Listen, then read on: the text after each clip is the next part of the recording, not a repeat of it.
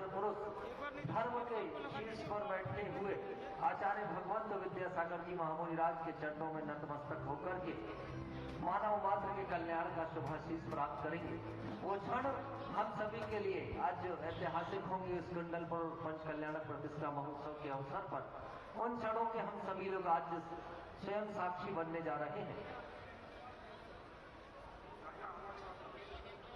आज सम्मानीय मुख्यमंत्री महोदय के साथ मध्य प्रदेश के मंत्रिमंडल से सम्मानीय कैबिनेट मंत्री गोपाल भार्गव जी साहिब भी उपस्थित होने जा रहे हैं और साथ ही वीरेंद्र सकलेचा जी साहिब की सम्मानीय ओम प्रकाश सकलेचा जी उपस्थित होने जा रहे हैं। और इस कुंडलपुर महोत्सव के मेला प्रभारी भी है। शासन की ओर से उनको इस मेले के लिए प्रभारी नियुक्त किया गया है। ओम प्रकाश सकलेचा जी साहिब को वे इस मंच पर उपस्थित होने जा रहे हैं। साथ ही साथ दमोह नगर की शान और जैन समाज के गौरव पुत्र पूर्व वित्त मंत्री जयंत मलैया जी साहिब भी अपनी उपस्थिति इस मंच पर हम सभी के बीच दर्ज कराने जा रहे हैं। ये सभी राजनीति के शिखर पुरुष इस मंच पर होंगे और पूज्य गुरुदेव के चरणों में शीफल समर्पित करते हुए श्रद्धावना होते हुए बारंबार नमोस्तु निवेदित करेंगे। और उसके साथ ही पूरे मध्य प्रदेश के जनमानस की ओर से गुरु चरणों में उनका निवेदन होगा और ये दृश्य हम सभी के बीच कुछ ही क्षणों के पश्चात होगा। कार्यक्रम के प्रारंभिक चरण में जब उनकी उपस्थिति यहाँ पर दर्ज होगी, वो अपने पावन हस्त कमलों से चित्रावरण दीप प्रज्वलन करेंगे और उसके बाद पूज्य गुरुदेव के चरणों में अपने मुखार बिंद से वे अपनी श्रद्धा की अभिव्यक्ति करते हुए नमन करेंगे। पूज्य गुरुदेव का आशीर्वचन भी आज इस अवसर पर उन्हें पूज्य गुरुदेव का आशीर्वचन भी प्राप्त होगा। ये आज के कार्यक्रम के वो मुख्य अंश होंगे जिस कार्यक्रम में आज हम सभी लोग यहाँ उपस्थित होने जा रहे हैं। कुंडलपुर का यह ऐतिहासिक पंच कल्याणक महोत्सव अगर ये यूं कहा जाए कि शुरू से ही अतिशयों से भरा हुआ है। जिस पंच कल्याणक प्रतिष्ठा महोत्सव की तैयारियों के लिए महीनों का समय भी कम पड़ जाता, जिन पंच कल्याणक प्रतिष्ठा महोत्सव की तैयारियों के लिए पूरे भारतवर्ष के कार्यकर्ता एक साथ भी जुट जाते तो शायद तैयारियां उतनी अनुकूल नहीं हो पाती। लेकिन गुरुदेव का ऐसा आशीर्वाद यहाँ पर बरसा कि मात्र 7 और 8 दिनों के अल्प काल में ही इस पंच कल्याणक प्रतिष्ठा महोत्सव की ऐसी तैयारियां हो गई हो जैसे कार्यकर्ताओं के पीछे पीछे देवता भी इस पंच कल्याणक प्रतिष्ठा महोत्सव की तैयारियों के लिए यहाँ की धरती पर आकर के उतर आए हो। और हम अब इस पूरे परिदृश्य को जब देखते हैं, यहाँ इस पंडाल से लेकर के जितने भी कक्ष का निर्माण किया गया हो, चाहे वो कैवल्य नगर की निर्माण की चर्चा हो, चाहे श्रीधर केवली नगर के निर्माण की चर्चा हो, जब हम किसी से चर्चा करते हैं ये 7-8 दिनों में सारी तैयारियां हुई हैं, तो लोग दांतों तले उंगली दबा लिया करते हैं कि ये काम जो महीनों में संभव नहीं था, आखिर ये काम 6-7 दिनों में संभव हुआ तो किया हुआ कैसे।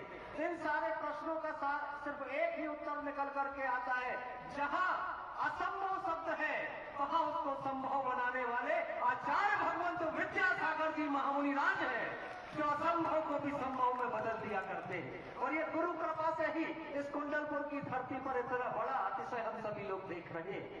वहीं जब ये पंच कल्याणक प्रतिष्ठा महोत्सव हुआ तो लोग कयास लगा रहे थे पंच कल्याणक प्रतिष्ठा महोत्सव मंच पर होगा तो कैसा होगा।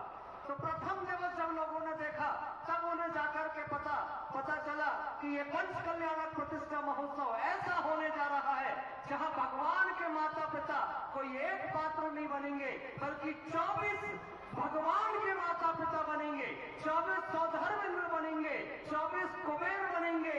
और जब कल यहाँ हमने उस मनोहारी दृश्य को देखा, जब भगवान की दीक्षा का समय था, उस दीक्षा के समय में जो अनुपम दृश्य इस धरती के लोग देख पाए, मुझे लगता है 1000 वर्ष के कालखंड में लोगों ने ऐसा दृश्य आज तक नहीं देखा और आगे आने वाले 1000 वर्ष के कालखंड में शायद ही लोग ऐसा अनुपम दृश्य देख पाएंगे जो दृश्य कल इस मंच पर हम सभी लोगों ने देखा। इस मंच पर सारे लोग देख रहे थे कि आचार्य भगवंत विद्यासागर जी महामुनिराज विराजमान थे, साथ ही साथ 24 दिगंबर संतों ने एक साथ वहां पर बैठ करके तीर्थंकर भगवान की 24 प्रतिमाओं को दीक्षा प्रदान करने का काम किया और इस दृश्य के साक्षी हम सभी लोग बने। अभी तक जितने पंच कल्याणक प्रतिष्ठा महोत्सव हमने दशकों में और शतकों में देखे होंगे, एक ही भगवान की दीक्षा का दृश्य मंच पर दिखाई देता रहा, लेकिन एक साथ 24 तीर्थंकर भगवान की दीक्षा प्रतीक्षा का दृश्य सिर्फ और सिर्फ कुंडलपुर के ऐतिहासिक पंचकल्याणक प्रतिष्ठा महोत्सव में हमने देखा। वहीं जब बात आई थी जन्माभिषेक की, तो जन्माभिषेक कलशों के लिए जब चर्चा आई तो अभी तक एक पांडुप शिला के ऊपर तीर्थंकर भगवान का जन्माभिषेक देखते आए हैं, लेकिन पहली बार ऐसा दृश्य था कि एक साथ 24 पांडुप शिला पर तीर्थंकर बालक का जन्माभिषेक किया गया। और जब जन्माभिषेक कलश करने वाले लोगों के नामों की चर्चा आई तो पहली बार इतनी लंबी लाइन लगी कि एक विश्व इतिहास बन गया कि तकरीबन 5000 लोगों ने एक साथ जन्माभिषेक के कलश किए और सुबह से लेकर के शाम तक वो लाइन नहीं टूटी और विश्व इतिहास में जन्माभिषेक कलश वो स्थापित होकर के चला गया। आने वाले दिनों में नए नए विश्व इतिहास बनते हुए हम सभी लोग देखेंगे। वहीं अंतिम दिवस जब 23 तारीख की तिथि होगी तो 23 तारीख की तिथि में भी एक और नया इतिहास रचेगा। जब गजरत महोत्सव के दिवस गजरत की परिक्रमा होगी। हमने अभी तक जितने भी गजरत महोत्सव देखे वहां यही देखा होगा, या तो 3 गजरत देखे होंगे, या तो 5 गजरत देखे होंगे, या तो 9 गजरत देखे होंगे कि 9 गजरत की 9 फेरियां हुई है। लेकिन पहली बार हम सारे लोग देखेंगे कि ऐसा अनुपम गजरत महोत्सव 23 तारीख को होगा जिसमें एक साथ 27 गजरत का प्रवर्तन होगा और वो 9 परिक्रमा करेंगे। वो 27 गजरत ऐतिहासिक क्षण होगा, वो भी गजरत का। इन सारे दृश्यों के साक्षी बनने वाले पुण्यशाली लोग आप सभी लोग हैं। आप वो भाग्यशाली लोग हैं जो समय की बचत करते हुए और श्रम करते हुए कुंडलपुर तीर्थ पर पधारे और अपने पुण्य को आपने बनाया और आपने महापुण्यशाली होने का सौभाग्य अर्जित करते हुए स्वयं यहाँ उपस्थित होकर के इन सारे कार्यक्रमों को देखने का प्रयास किया। कुंडलपुर के बड़े बाबा के जिनालय की चर्चा भी पूरे विश्व में आज हो रही है। जिन लोगों ने बड़े बाबा के जिनालय को ऊपर पहाड़ के ऊपर जाकर के देखा, अगर किसी आदमी से पूछा जाए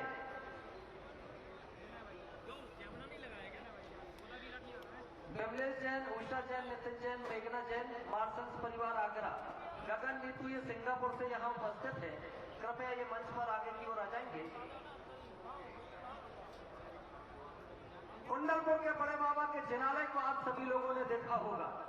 एक बात में अगर मंच से मैं कहूं तो कोई बहुत बड़ी अतिशयोक्ति नहीं होगी। पूरे विश्व के जिनालय के दर्शन हम सारे लोगों ने अनेक बार किए होंगे, अनेक तीर्थों पर जाकर के दर्शन किए होंगे, लेकिन जितना सुंदर जिनालय कुंडलपुर में बड़े बाबा का जिनालय बना, जितना विशाल कुंडलपुर के बड़े बाबा का जिनालय बना, ऐसा विश्व में हम सबको कहीं कोई दूसरा जिनालय दिखाई नहीं देता।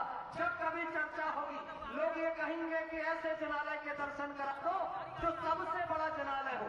लोग ये कहें कि ऐसे जिनालय के दर्शन करा दो जिसे देखने के बाद आंखें कहीं रुक ना पाए, आंखें कहीं थम ना पाए, आंखें ये कहें कि इस जिनालय के कोने कोने को अपनी आंखों में बसाने का मन कर रहा है।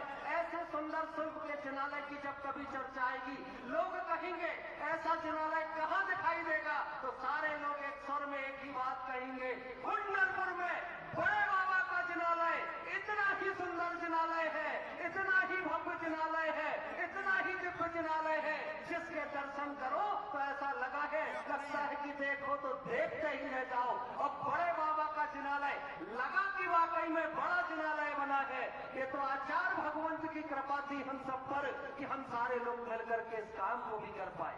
अगर यूं कहूं कि बड़े बाबा का जिनालय अगर बना तो ये आचार्य भगवंत विद्यासागर जी महामुनि राज का स्वप्न साकार हुआ है, तो मैं कोई अतिशयोक्तिपूर्ण बात नहीं करूंगा, क्योंकि आचार्य भगवंत ने हम सबको प्रेरणा प्रदान की थी, आचार्य भगवंत ने हमें दिशा प्रदान की थी, तब कहीं जाकर के बड़े बाबा का ये जिनालय बना है।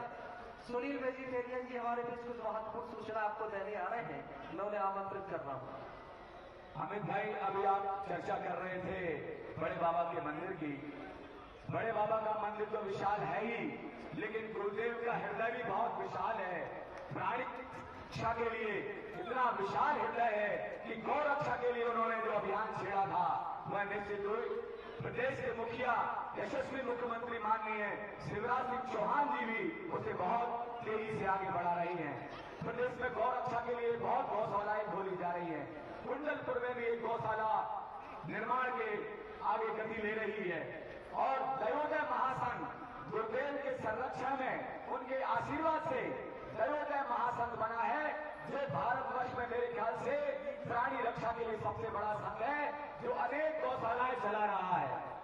125 गौशालाएं पूरे प्रदेश में चलाई जा रही हैं। और गर्व के साथ मैं कहना चाहता हूं कि जैन समाज एक ऐसा अहिंसा प्रेमी समाज है जो भारतवर्ष में सबसे ज्यादा गौशालाएं चलाने के लिए अपना द्रव्य दान कर रहा है। दैवोदय महासंघ के शिरोमणि संरक्षक आदरणीय अशोक जी पाटनी और प्रभाजी मुंबई और साथ में दैवोदय महासंघ के वर्तमान के अध्यक्ष श्री प्रेमचंद जी प्रेमी बहुत सक्रियता से इस दैवोदय महासंघ को संरक्षण दे रहे हैं और पूरे भारतवर्ष में इसकी गौशालाएं चल रही हैं। मैं आपको बताना चाहता हूं कि दैवोदय महासंघ ने अभी एक बहुत बड़ा कार्य किया, जो आसाम से बांग्लादेश के बॉर्डर से जो तस्करी होती थी गायों की, भारत से बांग्लादेश भेजे जाते थे, उन लाखों गायों को बचाने का उन्होंने प्रयास किया। निश्चित रूप से दैवोदय महासंघ के इस प्रयास का हम सबको सराहना करना चाहिए। एक बार कत्ल ताली बजा करके आप दैवोदय महासंघ के इस कार्य की सराहना करें। प्राणीवाद की रक्षा के लिए हम सबको कार्य करना है। तो अहिंसा प्रेमी समाज, अहिंसा प्रेमी समाज निरंतर इस प्राणी रक्षा के लिए कार्य कर रहा है। और भाई अमित जी हमारे आने वाले कल में जब अहिंसा के लिए हम सबको प्रयास कर रहे हैं, क्योंकि हमारा नारा है जियो और जीने दो। भगवान महावीर स्वामी ने संदेश दिया कि प्राणी मात की रक्षा के लिए हमें प्रयास करना है। हमारे ये बड़े बड़े जिनालय, कुछ लोग बोलते हैं कि भाई बड़े बड़े जिनालय बनाने से या अन्य धार्मिक कार्य करने से क्या फायदा, लेकिन मैं उनको बता देना चाहता हूं कि जिनालय में आने वाला ही व्यक्ति सुसंस्कृत होता है, उसके ही हृदय में दया पलती है, उसके हृदय में ही प्राणीवाद की रक्षा के लिए भाव आते हैं। तो जिनालय ही संस्कार केंद्र है और संस्कारों की गंगा हमारे देश में बहे, हमारे पूरे प्रदेश में बहे, इसीलिए प्रयास किए जा रहे हैं। और जब परम पूज्याचार्य भगवान जैसे चलते फिरते संत, मैं इनको 4 पंक्तियां समर्पित करना चाहूंगा कि हे गुरुवर आप कितने महान हैं, हे गुरुवर आप कितने महान हैं, रत्नात्रय गुणों की खान है और जैन धर्म की चमकती शान है। और सच पूछो तो आप हमारे लिए तो चलते फिरते भगवान हैं, सच पूछो तो हमारे लिए आप चलते फिरते भगवान हैं। भाई अमित पढ़िए। पंचकल्याणक की एक चर्चा और आप सभी से कर दूं। एक इतिहास और पंचकल्याणक में रचा गया। अभी तक पूरे विश्व में जितने पंचकल्याणक हुए, ब्राह्मी और सुंदरी के नृत्य हम सभी लोगों ने देखे और उनके वैराग्य को भी देखा। तो जितने भी पात्र ब्राह्मी सुंदरी के मंच पर आए, या तो 1 पात्र होते थे, 2 पात्र होते थे, अधिक से अधिक 5 पात्र होते थे। लेकिन ऐसा दृश्य इस मंच पर हम सभी लोगों ने कल देखा कि एक साथ 88 ब्राह्मी और 88 सुंदरी मंच पर आई और उन सभी लोगों ने आजीवन ब्रह्मचर्य को धारण करके संयम के मार्ग पर अपने कदमों को बढ़ा दिया। ये दृश्य भी हम सभी लोगों ने कल यहाँ पर देखा हुआ है।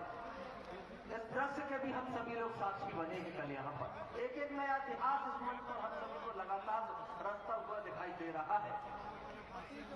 आज पुनः हम सभी लोग एक कदम आगे बढ़ा रहे हैं। दैवोदय महासंघ की चर्चा भी आप सभी के बीच में आई।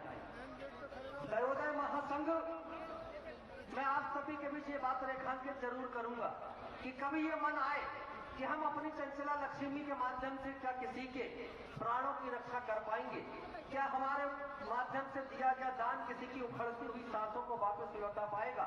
अगर मन में कभी ये बात आए तो एक बार दैवोदय महासंघ को दान जरूर देना, क्योंकि आपके द्वारा दिए गए दान के माध्यम से ये उस गौवंश की रक्षा करते हैं जिन्हें कसाईयों के हाथ में पहुंच करके काल का ग्रास बन जाना था। ऐसे गौवंश को जीवन देने का काम दैवोदय महासंघ किया करता है।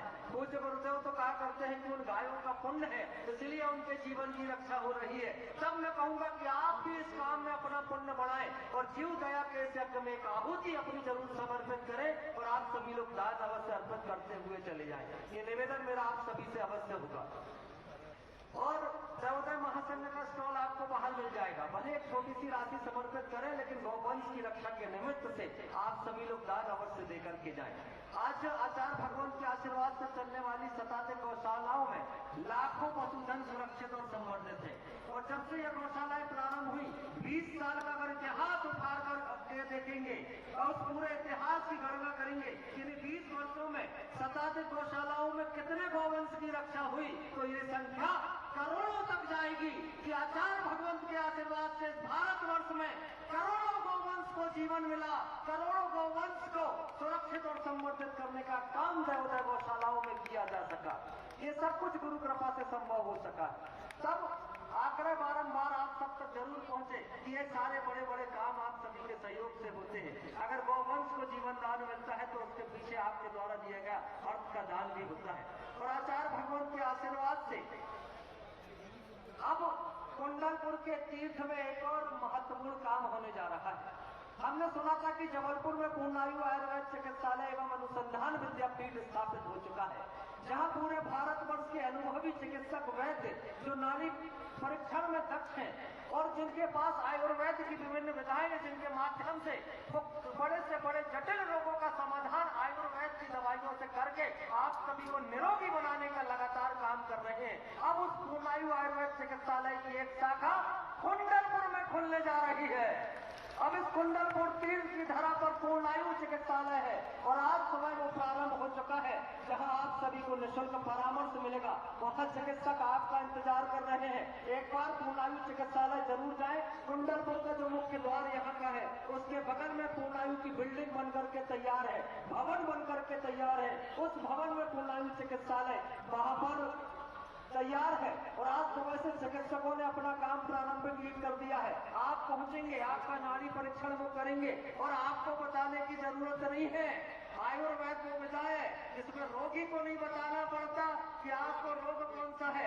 चिकित्सक नाड़ी देख करके बताते हैं कि आपका ब्लड प्रेशर कितना है, चिकित्सक देख करके बताते हैं कि आपके शरीर में किन खनिज पदार्थों की कमी है और चिकित्सक देख करके बताते हैं कि शरीर में रोग है तो कौन से है। ये है आयुर्वेद की पद्धति और उसी पद्धति से इलाज करने का काम आपको कुंडलपुर में भी होगा। आप सारे लोग वहां पर पहुंचे, निःशुल्क आपको वो परामर्श प्रदान करेंगे और साथ ही साथ वहां पर आयुर्वेद की शुद्ध औषधियां, ऐसी औषधियां जो अहिंसक रूप से तैयार की गई है, वो औषधियां भी अगर आप चाहेंगे तो आपको वहां उपलब्ध हो जाएंगी। आप वो औषधियों का उपयोग करके अहिंसक जीवन व्यतीत करते हुए निरोगी जीवन शैली के साथ आप सभी लोग अपना जीवन व्यतीत कर पाएंगे। तो आप सभी लोग पूर्णायु आयुर्वेद चिकित्सालय भी जरूर पहुंचेंगे। मैं तो एक आग्रह करूंगा कि इस पूरे परिसर के आसपास देखते हैं तो बहुत सारी प्रदर्शनियां भी दिखाई देती है। एक प्रदर्शनी ऐसी दिखाई देती है जिसमें आचार्य भगवंत विद्यासागर जय महामुनिराज की साधना काल, चाहे वो उनके बचपन का समय हो, सदलगा के जन्म से लेकर के अभी तक का समय हो, तो पूरा का पूरा चित्रण चित्रों के माध्यम से आपको उस प्रदर्शनी में दिखाई दे जाएगा। अगर आप वहीं देखेंगे तो हथकरघा के वस्त्र भी आपको उपलब्ध हो जाएंगे और हथकरघा के वस्त्र के लिए एक आग्रह जरूर आप सभी लोगों से करूंगा, जितने लोग यहाँ आए हुए हैं अपने घर हथकरघा का वस्त्र जरूर लेकर के जाना। अभी तक जिन वस्त्रों का हम उपयोग करते रहे वो मटन टेलों के पालिश से उनके धागों का निर्माण हुआ, अनजाने में ही हम हिंसक वस्त्र पहनते रहे। अब हथकरघा के माध्यम से पूर्ण अहिंसक वस्त्रों का निर्माण किया जा रहा है और जब हथकरघा के वस्त्र आप पहनते हैं, किसी परिवार को आप रोजगार देने का काम भी करते हैं, किसी परिवार को सामर्थ्यवान बनाने का काम आप किया करते हैं। सब एक आग्रह आपसे करूंगा, हथकरघा के वस्त्र यहाँ उपलब्ध है। आप सभी लोग वहां पर जाकर के उनका अवलोकन करते हुए उन वस्त्रों को भी अवश्य क्रय करेंगे और मंदिर के धोती दुपट्टा और प्रक्षाल का चन्ना तो आवश्यक रूप से आप सभी लोग अवश्य क्रय करेंगे।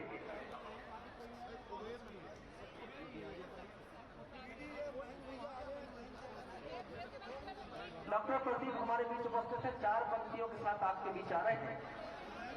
हम और आप सब जानते हैं कि केवल चंद दिनों में कुंडलपुर की पुण्य प्रसूदा धरा पर चांद और तारे उतर आए।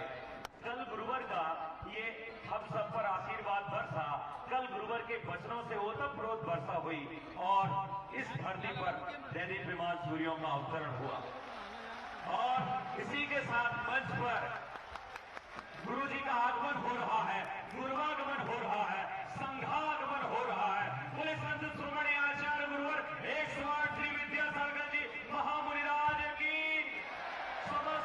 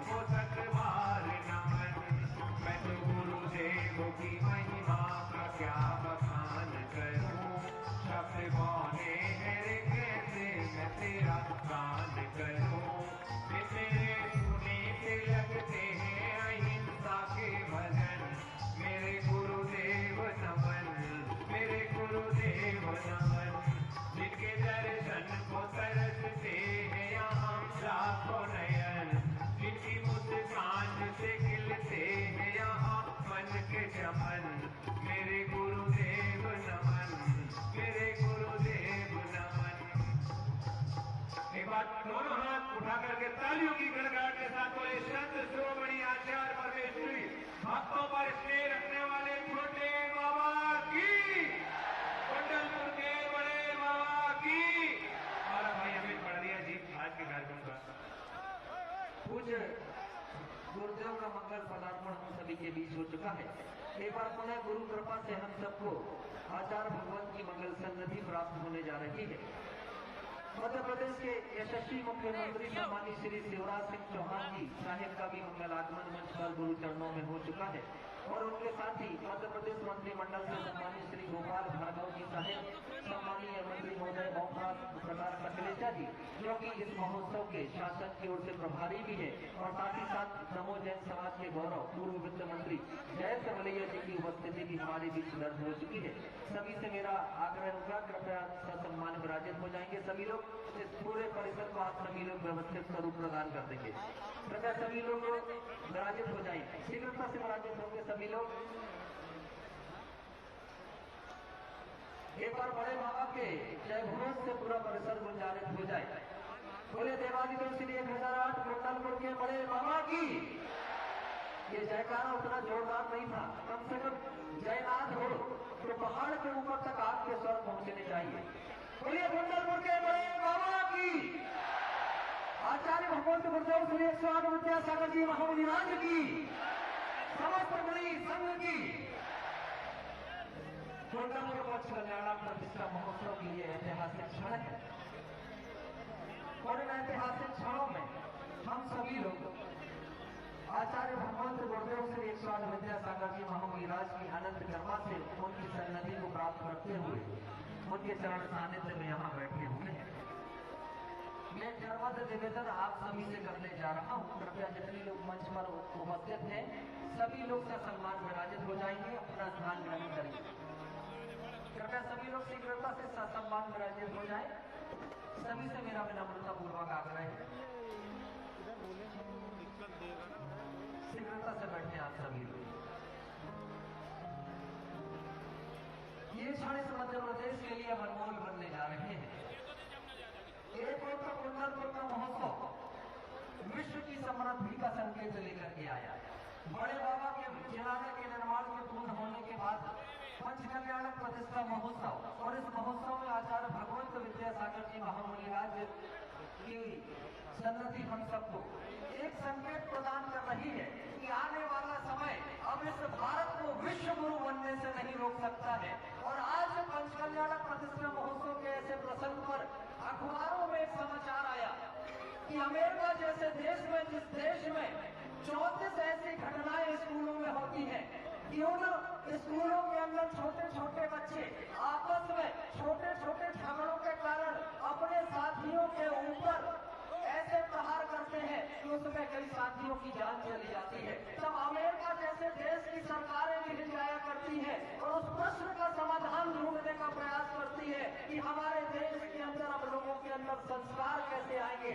तब कहीं जाकर के अमेरिका जैसे देश में आज एक घोषणा होती है कि अमेरिका में अब 40 विश्वविद्यालय में आने वाले समय में जैन धर्म के कोर्स को बढ़ाया जाएगा, जैन धर्म की बेंच को स्थापित किया जाएगा, जिससे जैनत्व के संस्कार देकर के वहाँ के बच्चों को भी इस दिशा की ओर आगे बढ़ने के लिए संस्कारित किया जा सके। और जब ये चर्चा होती है कि अमेरिका जैसा देश इस संकल्प को ले चुका है और उसके लिए 500 करोड़ के बजट का वहाँ पर आवंटन किया जा चुका है, और जैसे ही ये खबर गल्फ देशों में पहुंचती है वो भी इस बात पर चर्चा प्रारंभ कर देते हैं कि हमें भी अब अपने विश्वविद्यालय में जैन धर्म के कोर्स का प्रारंभ करना है। और ये चर्चा चलते चलते इजराइल तक पहुंचती है और इजराइल घोषणा करता है कि अब हमारे देश के विश्वविद्यालय में भी जैन धर्म के लिए एक अलग से बेंच की स्थापना होगी और विश्वविद्यालय में छात्रों को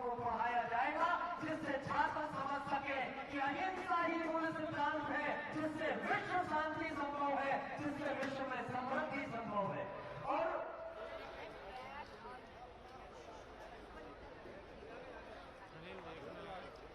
और आज वही संकेत आगे बढ़ते हुए दिखाई दे रहे हैं जब मध्य प्रदेश के यशस्वी मुख्यमंत्री सम्मानित श्री शिवराज सिंह चौहान जी साहिब गुरु चरणों में उपस्थित हो रहे हैं। साथ ही उनकी धर्मपत्नी श्रीमती साधना सिंह जी उपस्थित दिखाई दे रही है। तालियों का महोत्सव इतना जोरदार हो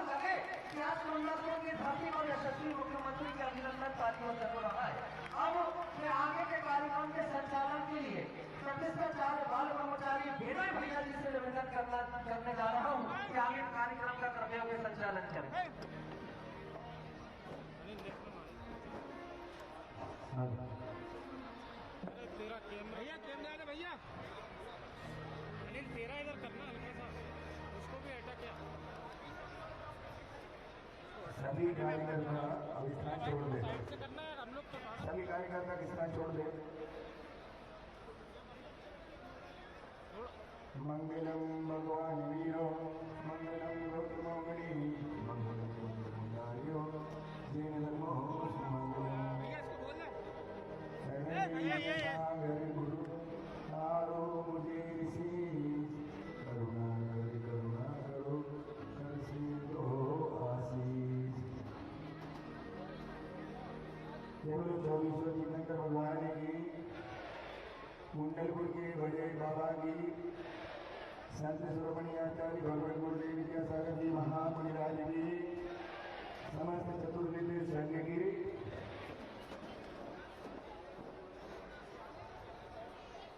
समय कम है इसलिए कम समय में बहुत सारा उपयोग करना है। ये है दोस्त साइड में आई, हाँ ना फिल्म नहीं तो आ रही थोड़ा सा। आज हमारे बीच में मध्य प्रदेश के मुख्यमंत्री कम इंद्राणी के रूप में जा रहा है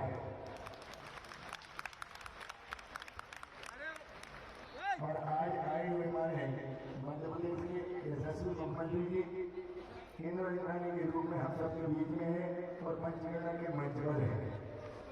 सबसे पहले हम बड़े बाबा और गुरु ना गुरु आचार्य ज्ञान सागर जी महाराज के चित्रगानावन के लिए मुख्यमंत्री जी और भाभी जी से कहेंगे कि वे चित्रगानावन करें। साथ में हमारे गोपाल जी भार्गव और ओम प्रकाश जी सगलेजा मंत्री जी आज के चित्रगानावन करेंगे। देखना है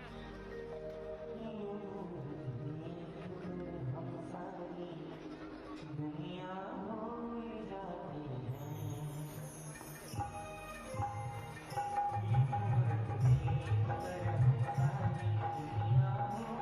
साथ में हमारे नगर के गौरव वयोवृद्ध से लेकर नरेंद्र मलैया देवी, नरेंद्र मलैया देवी साथ में मुख्यमंत्री के साथ पहुंचेंगे और आज इस महोत्सव का भी उद्घाटन करेंगे।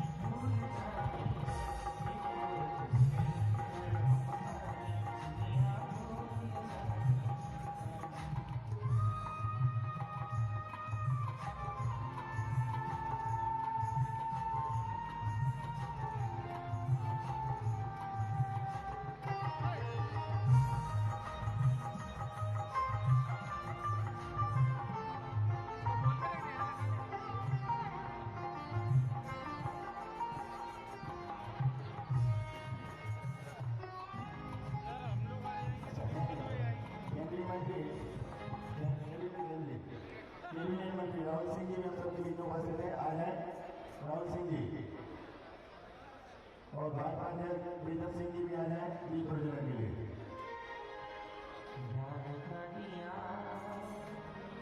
जला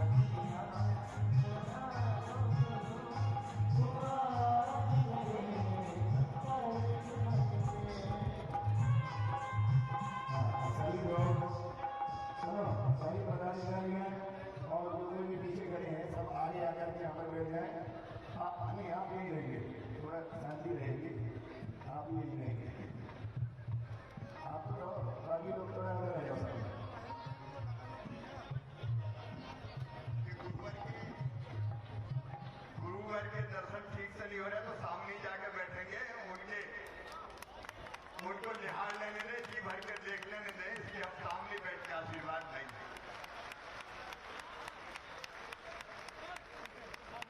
मोबाइल तो भैया जी ने जो विनय भैया ने आदेश दिया कि कुछ अनावरण वगैरह कराना है, तब तक यहीं रहो। अब उन्हें डांट दिया, इसलिए तब तक नहीं। हाँ हमारी डांट के मतलब बैठने का है। हाँ चलो, जब गुरु महाराज का प्रवचन होगा तब हमारे मुख्यमंत्री महोदय गुरुवर के सामने विराजमान होंगे। सबसे पहले गुरुवर के चरणों में आशीर्वाद ग्रहण करने के लिए माननीय मुख्यमंत्री जी और भाभी जी से कहेंगे गुरुदेव से श्री मंजुला के आशीर्वाद ग्रहण करें। इनके साथ साथ कैबिनेट मंत्री गोपाल जी भार्गव जी और ओम प्रकाश सरेजा जी, राहुल सिंह जी, जयंत मलैया जी, प्रीतम सिंह जी जिला अध्यक्ष भाजपा, पीए तंजुआ धर्मेंद्र सिंह जी लोधी विधायक नोहटा, शिवचरण पटेल जिला पंचायत अध्यक्ष, संजय राय प्रदेश महामंत्री पिछड़ा वर्ग मोर्चा भाजपा, संजय सेन जिला उपाध्यक्ष भाजपा, अमित बजाज जिला उपाध्यक्ष भाजपा, ब्रजभूषण जी गर्ग जिला उपाध्यक्ष भाजपा, गोपाल जी पटेल जिला महामंत्री भाजपा, सभी जी तिवारी जिला महामंत्री भाजपा,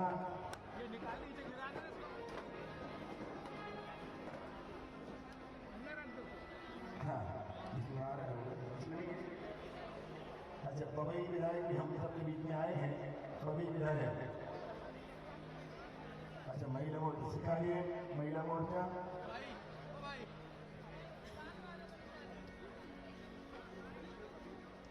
इसमें पूरा निकलेगा। रामेश्वर चौधरी जी जिला महामंत्री भाजपा, प्रमोद विश्वकर्मा जिला अध्यक्ष पिछड़ा वर्ग भाजपा, भरत यादव जिला अध्यक्ष युवा मोर्चा भाजपा, बद्री पटेल जनपद अध्यक्ष, राजेश सिंह जी मंडल अध्यक्ष भाजपा, श्रीमती उमा देवी गढ़ी पूर्व विधायक, योगेश सेन, चंद्रमाल पटेल, अनुराग वर्धन हरियाली, अरविंद उपाध्याय, संजय यादव, श्रीमती अनिता खरे, श्री ब्रजेश जी दुमे, श्रीमती अर्चना जैन, रामलाल उपाध्याय, राघवेंद्र परिहार, सुरेश पटेल, महेंद्र जैन, शिवशंकर कुशवाहा, संदीप शर्मा, नीतू गोस्वामी, आलोक अहरवाल, भरत यादव, प्रमोद विश्वकर्मा, हरिचंद पटेल, अरविंद प्रताप जी जूदेव, इतने सभी राजनेतागण हम सबके बीच में आए हैं, गुरुदेव से आशीर्वाद ग्रहण कर रहे हैं।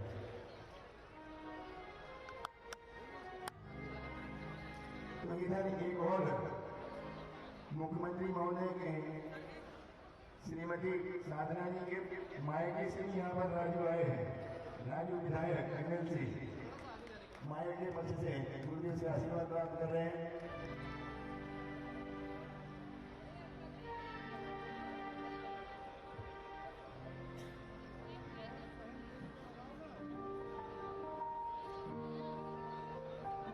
स्वागत की श्रृंखला प्रारंभ करेंगे। इसमें संक्षिप्त ही हम कर पाएंगे क्योंकि समय कम है और उनको जाना है और सुनना बहुत सारा है, इसलिए ज़्यादा व्यवधान न करके हम एक प्रकार से सांकेतिक ही रखें तो अच्छा होगा।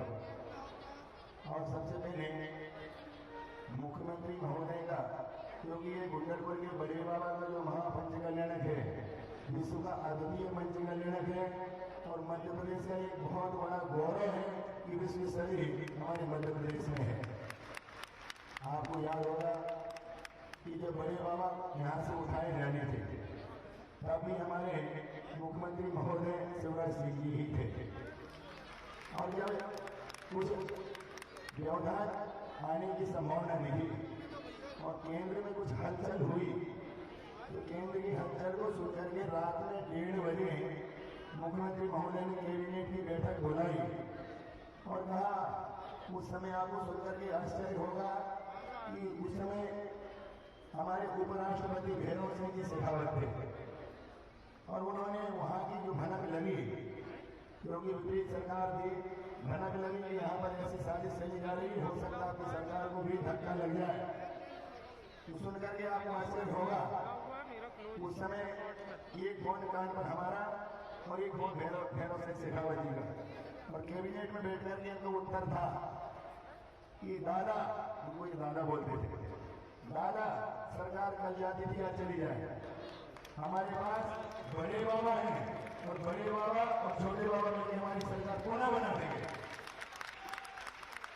ऐसा साहस, ऐसा उत्तर वही कर सकता है जो बड़े बाबा का छोटे बाबा का शिष्य होता है।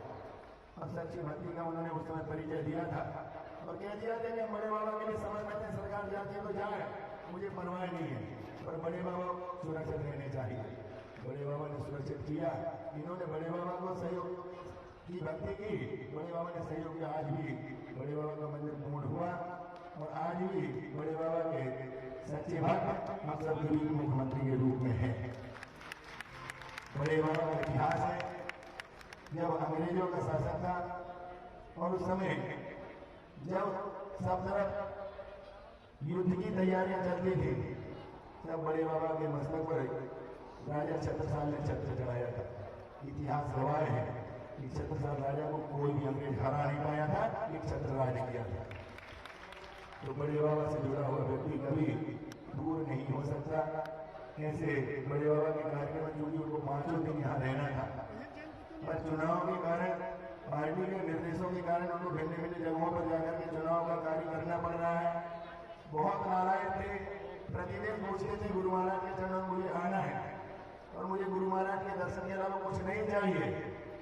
पर महोत्सव में ऐसा सौभाग्य मिला कि आज के दिन इन्होंने जैसे तैसे करके पार्टी से समझौता करके यहाँ तक आने का मौका लिया, हम सबके बीच में आने का सौभाग्य दिया।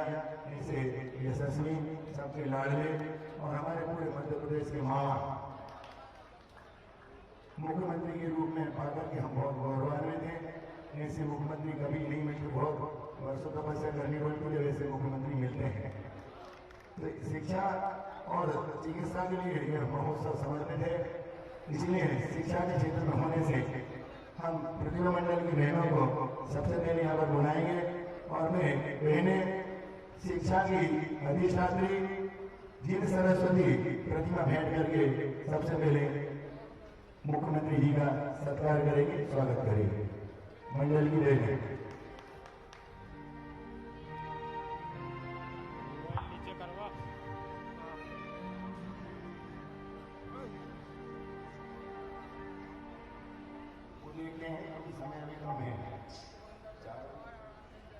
जल्दी आ रहे बहने, थोड़ा समय बचाएं। ये प्रतिभा मंडल की वो बहनें हैं जो आज 5 शाखाओं को संचालित कर रही हैं। मेरे गुरुदेव कभी ऐसा हो, मेरे गुरुदेव पहले दीदी समय बचाना है, उनको जल्दी निकलना है।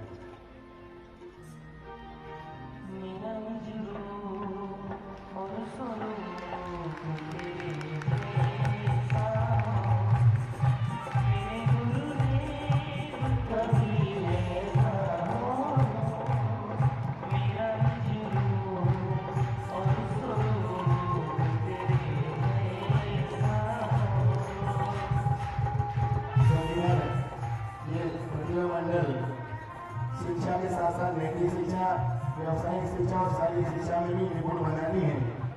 इन्होंने अपने यहाँ पर चल चरखा लगा रखा है और चल चरखा में बालिका मंडल को जो उनके यहाँ पर शिक्षा लेनी है उस कार्य में निपुण किया है। इसलिए चल चरखा से निर्मित वस्त्र वो भाभी जी को भेंट करना चाहती है।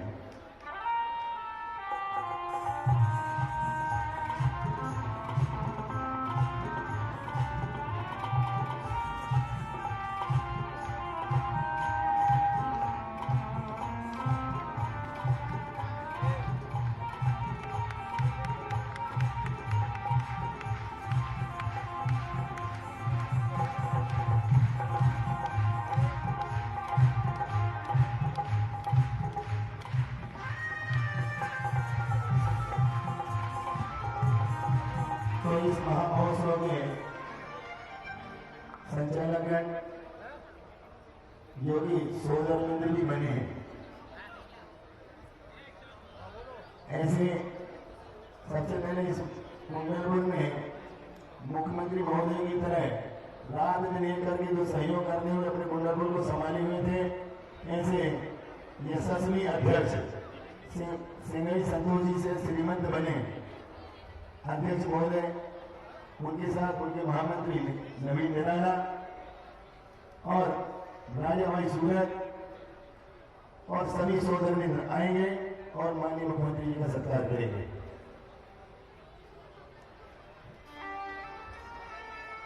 अभी आप लोग बैठ जाइए।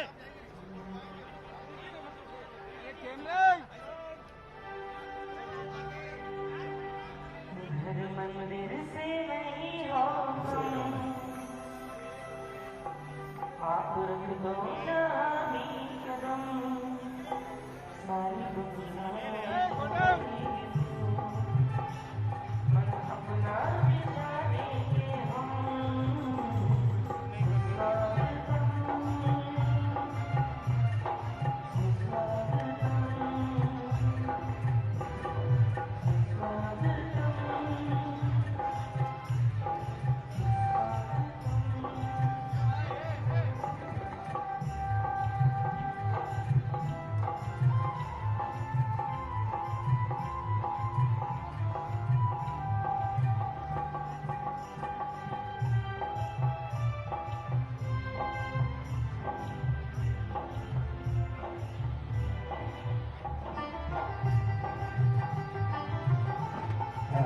करेंगे।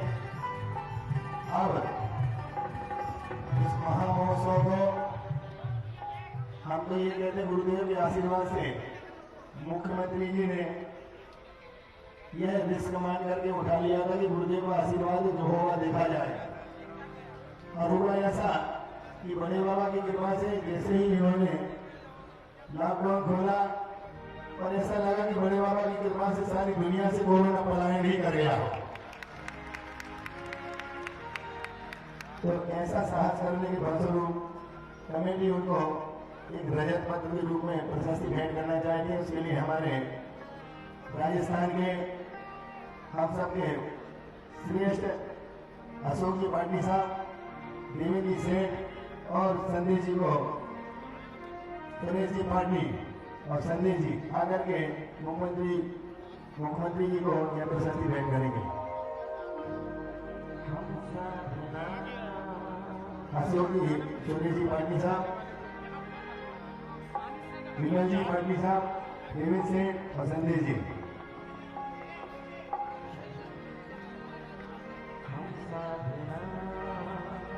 थोड़ा देर चल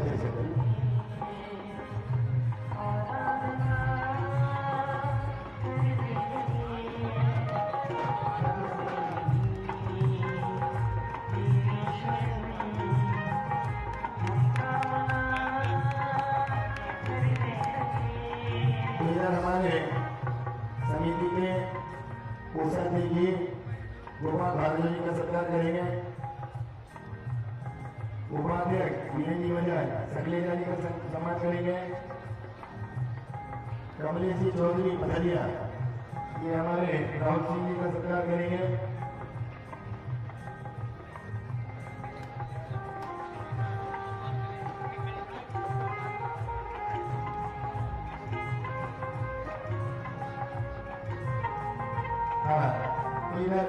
उस्मानिया जी का सत्कार करने के लिए शैलेंद्र मयूर, और अब सत्कार के लिए यही विराम देंगे। ज्यादा समय कम होने के कारण ये हम ज्यादा नहीं कर पाएंगे।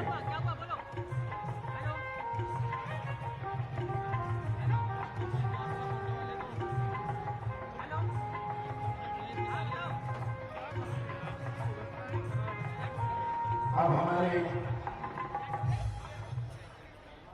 गुरुदेव के द्वारा पूर्व में लिखी गई मुखबाणी हिंदी भाषा में रचित हुई थी।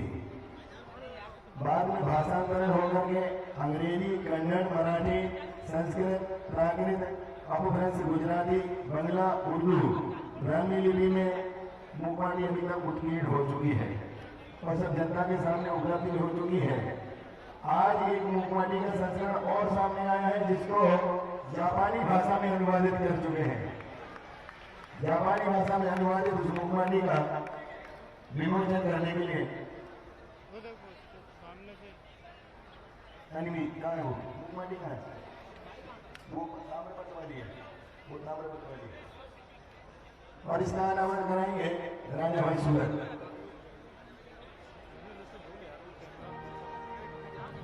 जल्दी करो, थाली में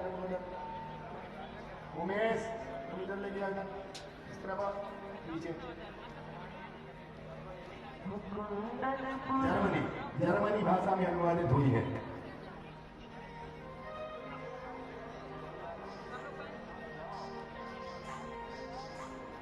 और ये इसलिए लगा ये जयपुर मुखमाटी का जो प्रागत इन्होंने किया है,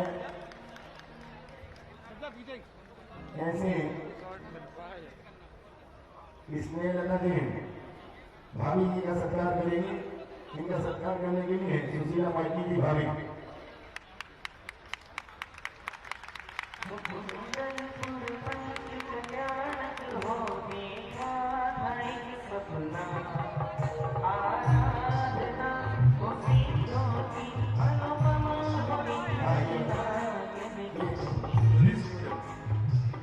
ताम्रपत्र पर मुखमाटी का अंकन हो चुका है। ऐसे ताम्रपत्र पर अंकित हुई मुखमाटी का विमोचन मुख्यमंत्री जी के घर कमरे से होगा। मेरे सुश्रावण सिंह यह विमोचन करवाएंगे और इसकी प्रेरणा हारिका मां भावनावती जी ने दी थी, जिसका यह ताम्रपत्र अंकन किया जा चुका है।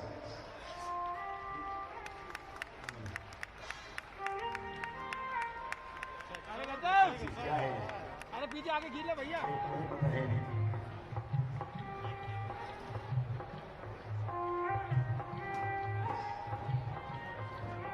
और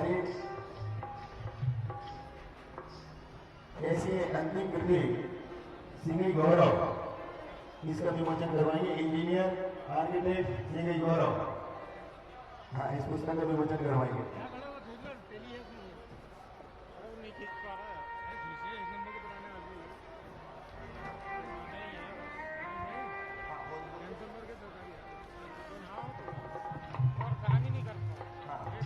बस समय पूर्ण हो रहा है क्योंकि उनको जाना भी है जल्दी।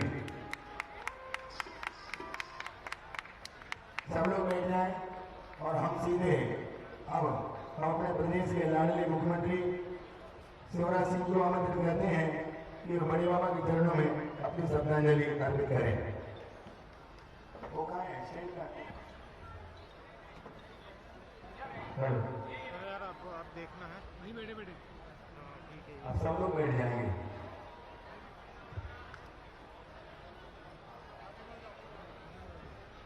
कुंडल के बड़े बाबा की अरे आनंद की वर्षा हो रही है।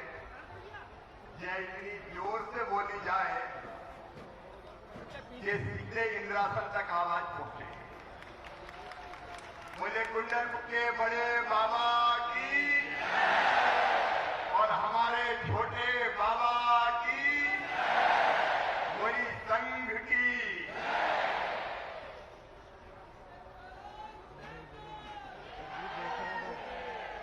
सचमुच में अद्भुत दृश्य है। स्वर्ग के बारे में हमने सुना है, देखा नहीं, लेकिन स्वर्ग भी इससे सुंदर क्या होगा। आचार्य भगवान आपके चरणों में प्रणाम। जहां इतने तपस्वी हो, इतने सिद्ध हो, ऐसी दीदियां हो, माता जी जिन्हें संपूर्ण जीवन आचार्य जी के मार्गदर्शन में सब त्याग के समाज की सेवा में लगा दिया। प्रणाम आपको। इस दृश्य को देख के हम धन्य हुए, लेकिन विनय भैया मैं एक बात का खंडन करता हूं, यहां मुख्यमंत्री नहीं आया, यहां तो गुरु का शिष्य ही आया है।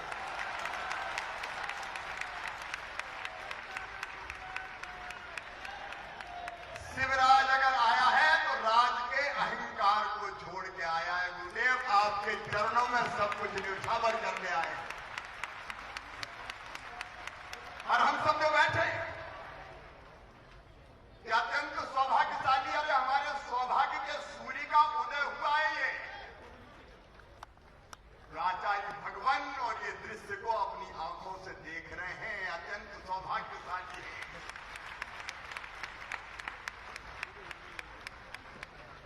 और जब मैं यहां आया तो इच्छा थी हमारी कि नीचे जाके बैठे सामने आचार्य भगवान, आपके चेहरे का तेज, आपकी वाणी का ओज, सरस्वती आपकी जिह्वा पर विराजती है। और आपको देख के सचमुच में ऐसा संतोष और आनंद मिलता है कि जिसका वर्णन नहीं किया जा सकता। आपकी सूरत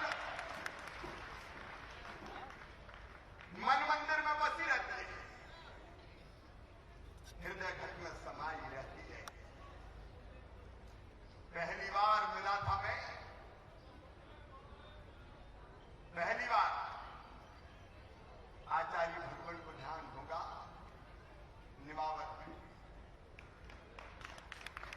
गमछा डला था मेरे गले में। भगवान ने कहा था गमछे वाले, तब मैं सांसद था और तब साधना भी शायद मेरे साथ नहीं थी। तब से आपकी सूरत आंखों में समाई हुई है, मन तृप्त नहीं होता। और सचमुच में मैं आज कह रहा हूं, आने वाली पीढ़ियां ये विश्वास नहीं करेंगी कि कोई चलते फिरते आचार्य भगवान कभी इस धरती पर आए थे।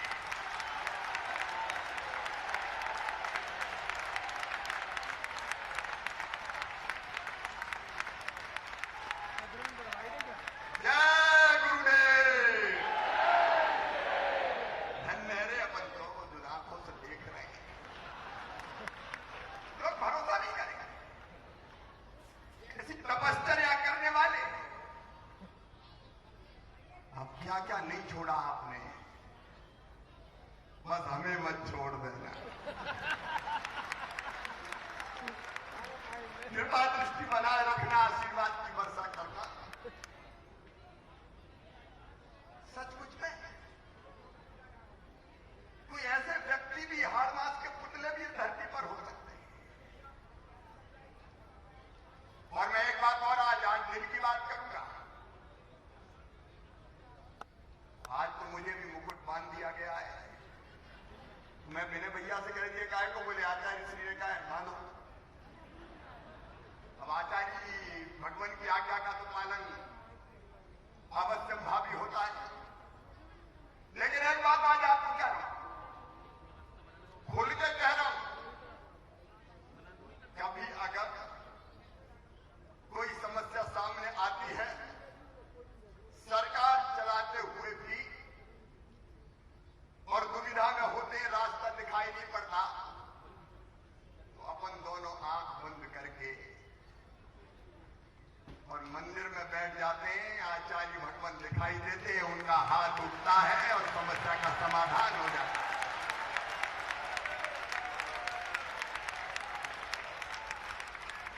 और मैं ये भी नहीं छुपाता, रोज आचार्य भगवान के चरणों में प्रणाम किए मैं भोपाल में घर से निकलता नहीं हूं।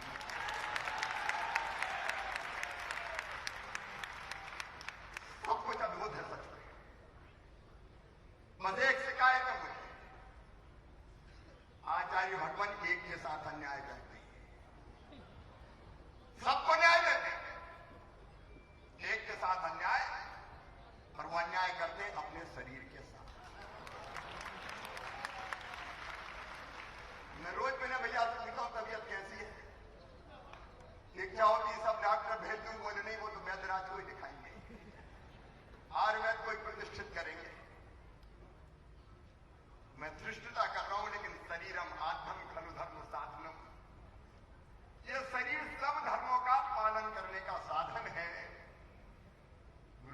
आप रहेंगे तो सद्बुद्धि रहेगी, आप रहेंगे तो सन्मार्ग रहेगा,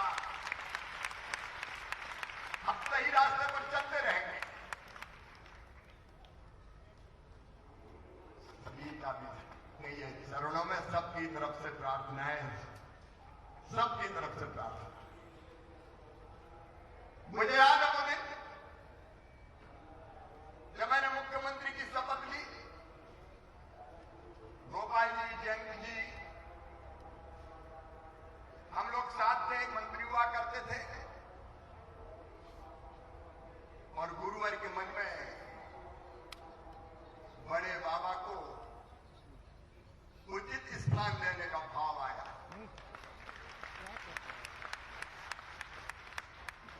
भव्य मंदिर बने, जिनालय बने, हम यहां लेकिन पेच फंसा हुआ था। हाई कोर्ट का आर्डर था को स्टेटस यथास्थिति बरकरार रखो। बड़े बाबा वहां से दूसरे स्थान पर ले नहीं जा सकते और कोई निर्माण नहीं हो सकता। यहां जयंत भाई को अच्छी तरह याद है, गोपाल जी को भी, कलेक्टर, एसपी, डंडा, बंदूक लेके तैयार उस समय थे। अभी वालों को नहीं कह रहा हूं, उस समय वालों को कह रहा हूं। रोकेंगे नहीं, होने देंगे। आचार्य भगवान स्वयं पधार रहे हैं, क्या गड़बड़ हो जाएगी, सरकार चली जाएगी। मुझे वो दिन याद है, एडवोकेट जनरल से हम लोगों ने बात की कमलपुर में, संवैधानिक संकट, सरकार चली जाएगी। अरे मैंने कहा जाए तो आज चली जाए, लेकिन बड़े बाबा ने स्थापित।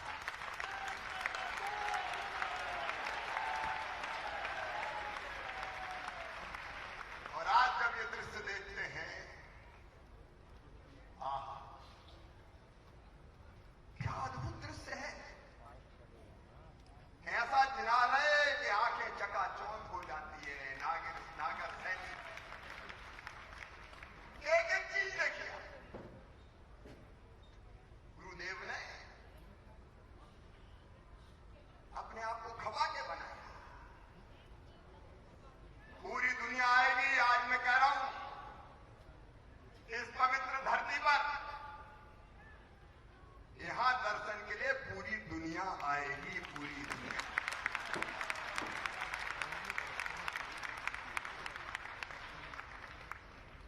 अच्छा, बीच में हम नहीं रहे, थोड़े टाइम के लिए। अब उसके बाद जो भी हुआ मुझे कुछ पता नहीं। अपन तो सोच रहे थे कि 5 साल अब धरना प्रदर्शन करना है, लेकिन पता नहीं फिर क्या हो गया। 1.25 साल में वापस आ गए, और फिर एक कोरोना की लहर, दूसरी लहर, अभी तीसरी आ गई। अब आचार्य भगवान ने तो तय कर लिया कि पंच कल्याणक होगा, इन्हीं तिथियों में होगा, और कोविड के नियम कायदे अलग, कितने से ज्यादा इकट्ठे नहीं हो सकते। विनय भैया ने कहा कम ही लोग बुलवाएंगे। मैंने कहा विनय भैया कब नहीं आएंगे, संसार टूट पड़ेगा यहाँ। अब क्या करें, सक्सेता जी हमारे बैठे कहने लगे ये नियम हटा दें, वो नियम हटा दें। अरे इनका बड़े बाबा विराज रहे और छोटे बाबा बैठे, सारे नियम हटा दो, सारे विपद सभा।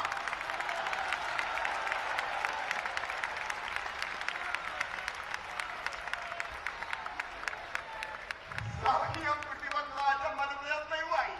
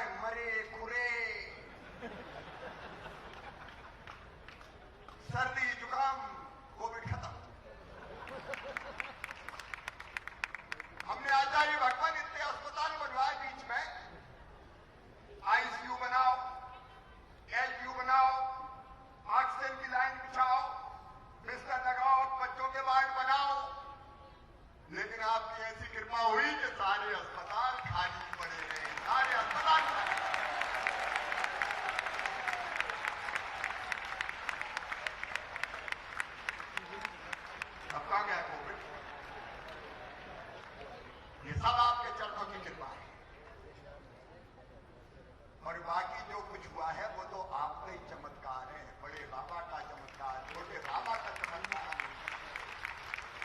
ये काय का कोई को श्रेय नहीं है, काय का शिवराज जो कुछ है बड़े बाबा छोटे बाबा, तेरा तुझको अर्पण क्या लागे मेरा। कई बार एक इच्छा होती है, एक आध मौका ऐसा मिल जाए कि धूल बन के चरणों में चिपक जाए तो कुछ देर साथ तो चले जाए।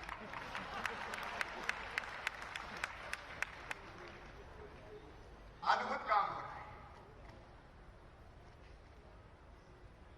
अब आप देखिए, एक नहीं अनेक प्रकार, मैं ज्यादा समय नहीं लूंगा, हमको आचार्य भगवान को सुनना है। जगह जगह नयोदय गौशालाएं, जिनालयों का निर्माण, माता जी बैठी हैं, प्रतिभा स्थली, जितने काम हो रहे अद्भुत और अभूतपूर्व कौन कर सकता है। हथकरघा पूर्णायु जबलपुर में बन रहा है, दिनवारा कट पे, अब यहां भी बनने वाला है। आप शिक्षा के लिए समर्पित, आप स्वास्थ्य के लिए समर्पित, आप स्वावलंबन के लिए समर्पित, आप भटकी हुई मानवता को नई राह दिखाने के लिए समर्पित, एक में अनेकों प्रकल्प चल रहे हैं। ऐसा काम सरकारें भी नहीं कर पाती, आचार्य भगवान सरकारें भी नहीं कर पाती। जो सरकार को करना था आप कर रहे हैं, काम गिनाऊंगा तो घंटों हो जाएंगे, लेकिन काम दिखाई दे रहे हैं। और इसलिए सचमुच में आपको प्रणाम, आपके चरणों में प्रणाम। केवल दो तीन चीजें मन में आती है जो आपसे कहना चाहता हूं। गौशालाएं नयोदय, वैसे तो आचार्य भगवान के नाम पे जीवदया पुरस्कार, उनके नाम पर गोपालन की योजनाएं, उनने जो दिया है वो तो कोई वापस ही नहीं लौटा सकता, लेकिन वो विनम्र प्रयास जरूर किए हैं। आपका हर एक प्रकल्प अब भाग्योदय है। सागर में कितने बीमारों का इलाज हो रहा है, आयुर्वेद को आपने प्रतिष्ठित करने का फैसला किया है, अपने आप में अद्भुत है। इतने प्रकल्प चल रहे हैं कि सचमुच में पीड़ित मानवता धन्य हो जाएगी, पीड़ित मानवता धन्य हो जाएगी। और आपने जो कहा है, आज मातृभाषा दिवस भी है। आचार्य भगवान ने हमेशा कहा है, मातृभाषा में ही शिक्षा दी जानी चाहिए, मातृभाषा में। हिंदी को आपने स्थापित प्रतिष्ठित किया है। और जब मध्य प्रदेश में आचार्य भगवान, हमने तय किया इसी साल से मेडिकल और इंजीनियरिंग की पढ़ाई भी एक एक कॉलेज में हिंदी में ही होगी, अंग्रेजी में नहीं होगी।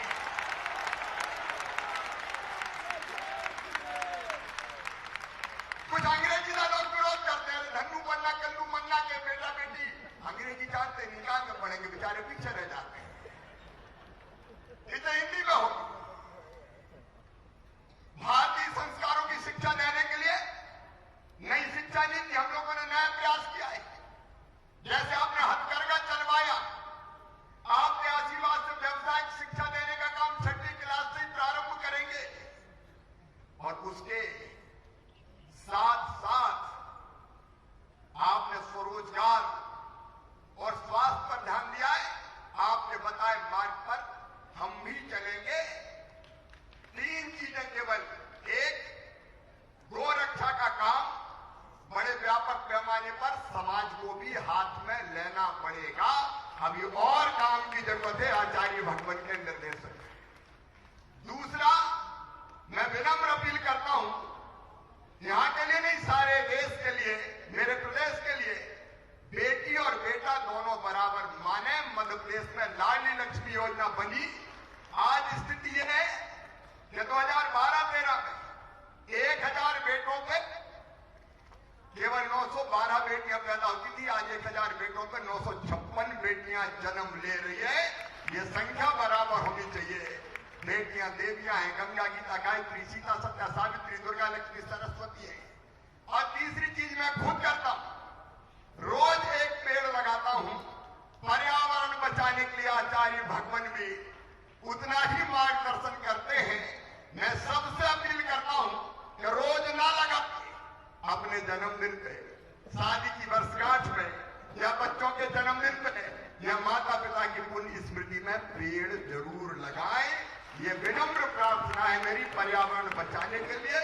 और यह प्रशासन भी बैठा है और हम भी बैठे हैं। ये पूरी पहाड़ी योजना बना के कैसे वृक्षारोपण हो इस पर उसकी योजना भी बनाए। और अंत में आचार्य भगवान के चरणों में प्रणाम करते हुए ये अद्भुत तीर्थ क्षेत्र है और इसलिए मध्य प्रदेश सरकार की तरफ से आज मैं ये फैसला कर रहा हूं कि इसको पवित्र क्षेत्र घोषित किया जाएगा। 4 किलोमीटर आसपास बड़े बाबा के ये पूरा पवित्र क्षेत्र होगा। ना मांस नहीं, ना मदिरा नहीं, सारी चीजें निषिद्ध होंगी। यहां भी होगा और बांदकपुर में भी होगा।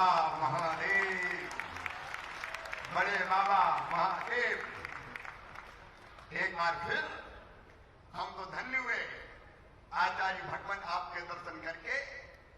आपकी कृपा सब पर बरसती रहे और सद्बुद्धि दें और सन्मार्ग पर चलाएं। आपके चरणों में मध्य प्रदेश की 8.5 करोड़ जनता की तरफ से मैं शीश झुकाकर प्रणाम करता हूं। आप सब भी मेरे साथ बोलिए, कुंडलपुर के बड़े बाबा की और अपने छोटे बाबा की, मुनि संघ की बहुत बहुत धन्यवाद, प्रणाम। अब हम सामने जाके बैठेंगे क्योंकि दर्शन तो वहीं से ठीक से हो। एक सेकंड, ये श्रीमती स्नेहजैन जयपुर, इन्होंने अपभ्रंश में मुखमाडी का प्राकृत अपभ्रंश में अनुवाद किया है। इनका स्वागत सत्कार साधना भाभी के हाथ में होगा। मनीष मलैया ये सत्कार करवाएंगे भाभी के हाथ से। इन्होंने प्राकृत अपभ्रंश में है तो भाषा में अनुवाद किया है मुखमाडी का। सुशीला भाभी,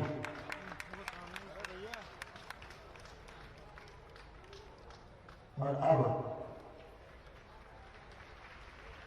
मुख्यमंत्री जी का भाव है कि हम वहां पर बैठे तो आप लोग थोड़ा जगह बनाएं। गुरुदेव के सामने वो भाभी और वो बैठेंगे और मंत्री जी लोग बैठेंगे।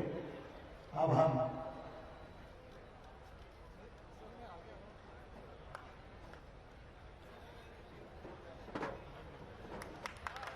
गुरुदेव के आशीर्वाद प्राप्त करने के लिए आए मंत्रिमंडल के साथ सरकार और बड़े बाबा के दरबार की सरकार। हम सबसे पहले नियामक संघ सुधा सागर जी से प्रार्थना करते हैं कि हम सबको करें।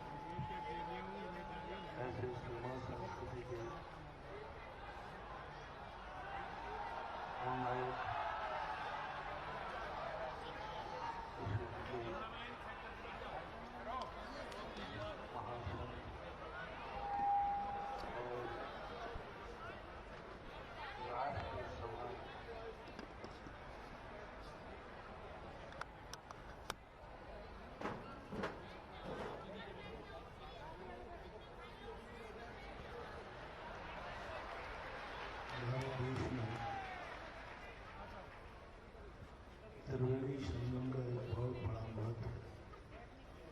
जहाँ 3 संगम एक हो जाते हैं वहाँ ऐसी पवित्रता प्रकट होती है कि जो कुछ भी उसमें डुबकी लगवाता है वह समस्त मनोरथों को पूर्ण कर लेता है। आज संत राष्ट्र समाज, ये तीनों त्रिवेणी संगम इस कुंडलपुर के बड़े बाबा के बीच में। जब राजनीति या राष्ट्र नेता किसी संत के समक्ष आकर के अपनी राजनीति को संस्कारित करता है तो समझ लेना चाहिए भारतीय संस्कृति विश्व में सर्वोच्च स्थान प्राप्त स्वतः ही करेगी। दुनिया के पास राजनीति है लेकिन धर्म नीति नहीं। भारतीय राजनीति सदा से संतों और साधु संतों के प्रति समर्पित रही है। पूज्य गुरुदेव आचार्य महाराज इस युग के लोग इन्हें महावीर का अवतार कहते हैं। जब आचार्य महाराज की चर्या देखते हैं तो महावीर के अवतार दिखते हैं, लेकिन जब पूज्यवर के विचारों को देखते हैं तब साक्षात ऋषभदेव के अवतार प्रतीत होते हैं। चर्या में महावीर स्वामी की वह करुणा जियो और जीने दो की भरी हुई है। विचारों में वह क्रांति जो आदि ब्रह्मा ऋषभदेव ने इस देश के लिए दी थी, धर्म का प्रवर्तन करने के लिए अवतरित हुए थे। लेकिन जब राष्ट्र को, देश को उन्होंने देखा तो उन्होंने धर्म को उपदेश देने के पहले 60 कर्म की व्यवस्था बनाई। ऋषभदेव का सोच था कि मंदिर कितने ही पवित्र किए जाए, लेकिन मंदिर में जाने वाले रास्ते यदि गंदे होंगे तो मंदिर अधिक समय तक पवित्र नहीं रह पाए। जब पूज्य गुरुदेव की विचारधारा को देखा, ठीक ऋषभदेव की विचारधारा गुरुदेव के मन में है कि हम धर्म और धर्म आयतनों को कितना भी ऊंचा उठाने का प्रयास करें, कितना भी पवित्र रखें, लेकिन राष्ट्र और देश की स्थितियां यदि गंदी बनी रहेंगी तो ये मंदिर और धर्म के आयतन ज्यादा देर तक पवित्र नहीं रह सकेंगे, क्योंकि इनके रास्ते राष्ट्र में से, समाज के बीच में से ही आते हैं।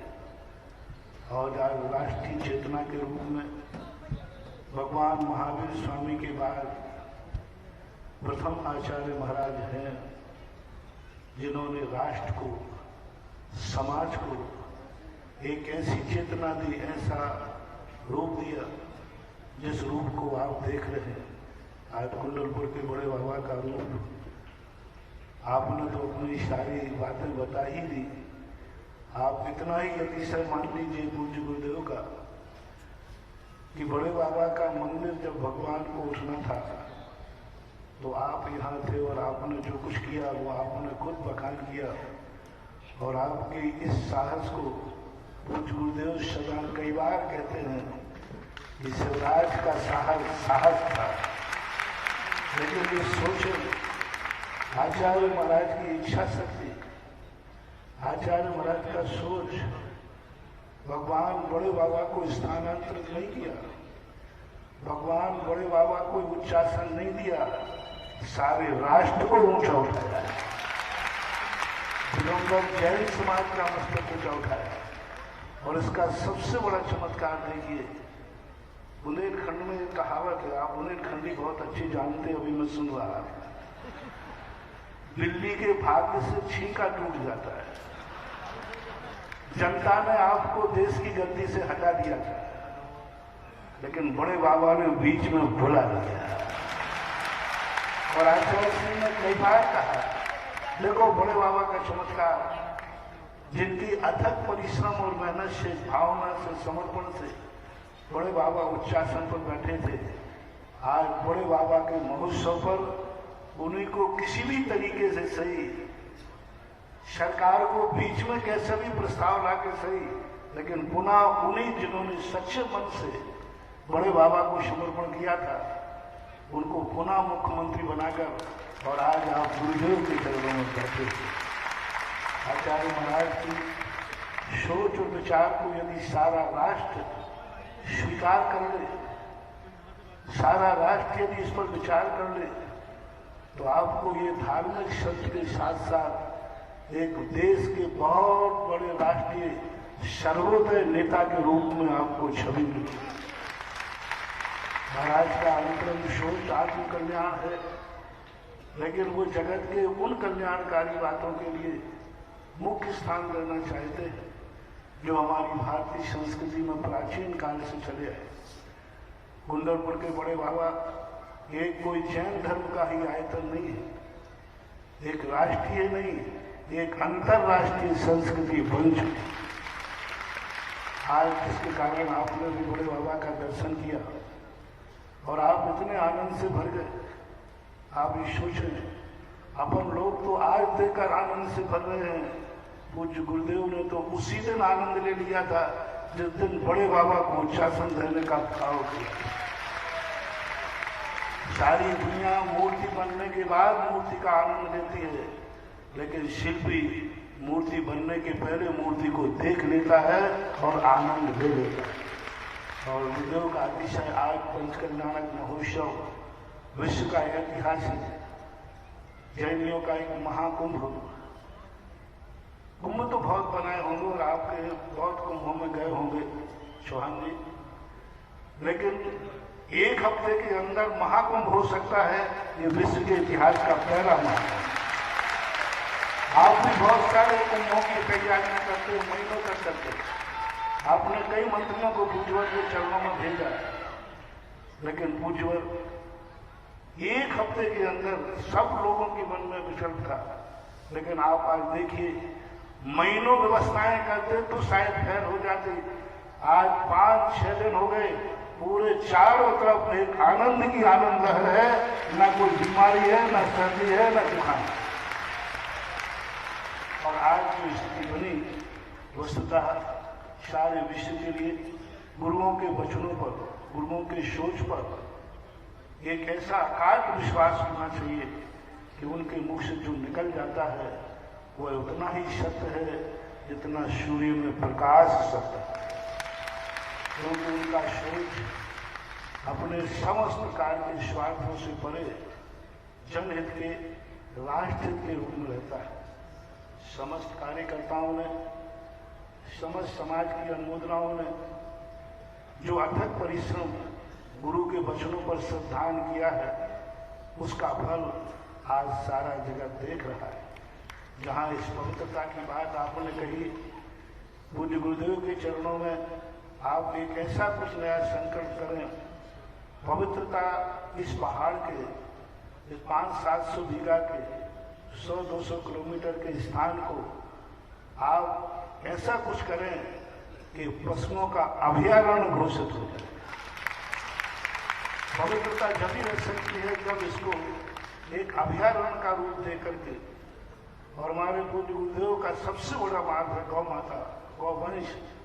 बहुत बहुत बार कहते हैं गाय को जीवित करो। कल हम लोग सामान्य रूप से चर्चा, आज प्रातः काल पूज्य गुरुदेव ने भगवान के आहार दान पर 23 तीर्थंकरों के क्षीरान्न के ऊपर कहा।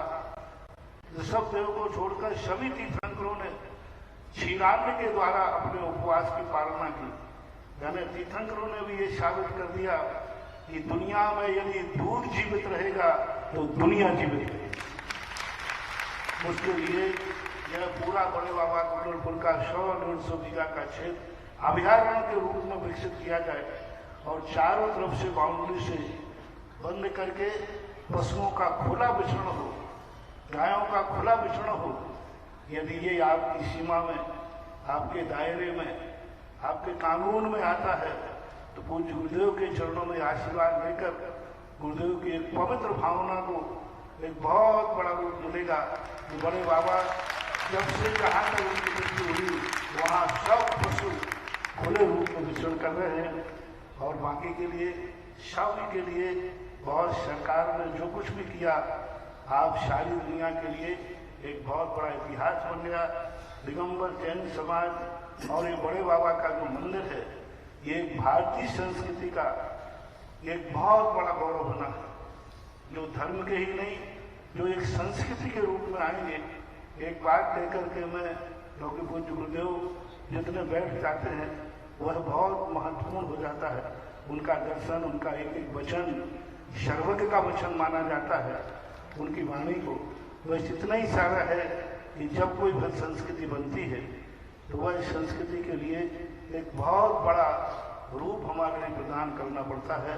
आज जो कुछ भी हमारे सामने है वह एक बहुत बड़ा रूप है सबके लिए, मेरे लिए बहुत बहुत।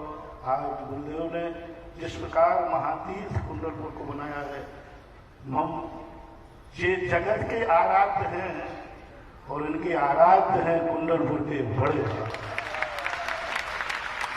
मैं तो अपने आराध्य को ही नमस्कार करता हूँ और आराध्य जिनको नमस्कार करते हैं, आराध्य जिनकी आस्था है, उनके चरणों में मेरा भी बार बार नमस्कार। महादेव। हाँ, अब परम पूज्य गुरुदेव के चरणों में बारम्बार नमस्ते करके प्रार्थना करते हैं कि आज बाबा के दरबार में पूरी मध्य प्रदेश नहीं पूरी भारत सरकार बैठी है, सबको मार्गदर्शन देने की कृपा करे। ओम नमः शिवाय। अहिंसा परमो धर्म के आचार्य गुरुवर श्री कुंद भगवान की, आचार्य गुरुवर श्री ज्ञान सागर मुनि महाराज की,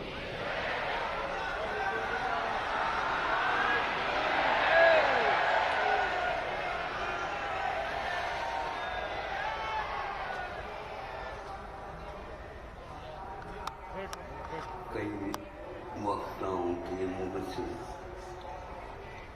बहुत प्रकार के विचार यहाँ पर अभिव्यक्त किए गए। एक सज्जन ने कहा, भारत था विश्व गुरु के रूप में। हमने कहा कि भैया पहले गुरु की परिभाषा समझ ले, फिर बाद में हम विश्व गुरु इसको स्वीकार करें। गुरु जो होता है बहुत भारी होता है और भारी पदार्थ हमेशा हमेशा दुनिया की निगाह में नहीं आ पाता, वह यूं ही भीतर भीतर पहुंचता चला जाता। हम भारत को नीचे की ओर जाना पसंद नहीं करते हैं, इसलिए भारत को हम हल्के के रूप में स्वीकारते हैं। जो व्यक्ति हल्का होता है, भारी नहीं होता है, वह ऊपर उठता उठता उठता उठता वहाँ ऊपर की ओर ऊर्ध्वगमन कर जाता है। विश्व हमेशा हमेशा उस ऊपर उठने वाले व्यक्ति को देख लेता है। ये हल्का जो हम माने, दुनिया तो भारी होना चाहती है। सुनो, वो भारी भी है, लेकिन उनका भारीपन हम लोगों के लिए आभार प्रदर्शित करता है। कैसे करता है? तो हमने कहा 10-20 किलो के नीचे, दूध के नीचे एक वस्तु रखी, बाद में खुल जाएगी आपके सामने, और उसके ऊपर 10-20 किलो दूध डाल दिया गया। ध्यान रहे, जो व्यक्ति हल्का होता है और गरिष्ठ होता है, वह व्यक्ति नीचे नहीं रह सकता है। कैसे? जैसे घी है, घी कभी भी कितनी भी मनोमन टनों टन दूध रखा जाए तो भी वह दूध के ऊपर तैरता रहता है। और आप भोजन करो, इसमें कोई बाधा नहीं, लेकिन यदि मुख के ऊपर तेज न टपके तो फिर आपको देखने की इच्छा किसी की भी नहीं होगी। लेकिन ये ध्यान रखो दूध में घी रहते हुए भी जब वह घी अन्य वस्तुओं के साथ मिल करके पौष्टिक बनता नहीं, तब तक आपके मुख के ऊपर वह तेज टपक नहीं सकता। भारत विश्व में एक ऐसा मुखड़ा लेकर के तैयार है, वह हमेशा हमेशा तेज टपकता रहता है, और उस तेज को देख करके सभी विश्व के राष्ट्र भारत के पास आना चाहता है। लेकिन बात ऐसी है, आप लोग भारत को भूल गए। कैसे भूल गए महाराज? हमें ये बताओ ना, ये भारत का नाम इंडिया क्यों पड़ा? सुन रहे हो आप? कान बंद करके सुन रहे क्या? तो फिर जयकारा जयकारा एक बार बोलो। आप इंडिया निवासी हैं कि भारत निवासी?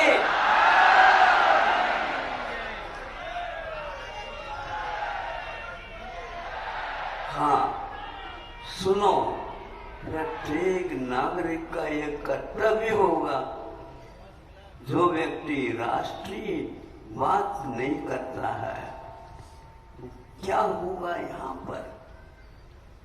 आप यहाँ पर रह रहे हो, किंतु सारी चीजें, भारतीय चीजें, उनका अवमूल्यन होता जा रहा है। इतना ही नहीं, भारत की मुद्रा का अवमूल्यन होता है। वह 100 रुपए नोट भी 75 रुपए में मिलता है। 75 कहाँ चला गया? तो ये आप लोगों को देखना है। आप लोग ऐसो आराम में रहना चाहते हैं तो ऐसो होगा। कैसा करना चाहते हैं बताओ? भारत का इतिहास जब तक नहीं पढ़ाया जाएगा विद्यालयों में, आज आपके यहाँ कोई भी विद्यालय नहीं चलाते, चलते ही नहीं। क्या महाराज कह रहे हैं आप? बिल्कुल ठीक कह रहा हूँ।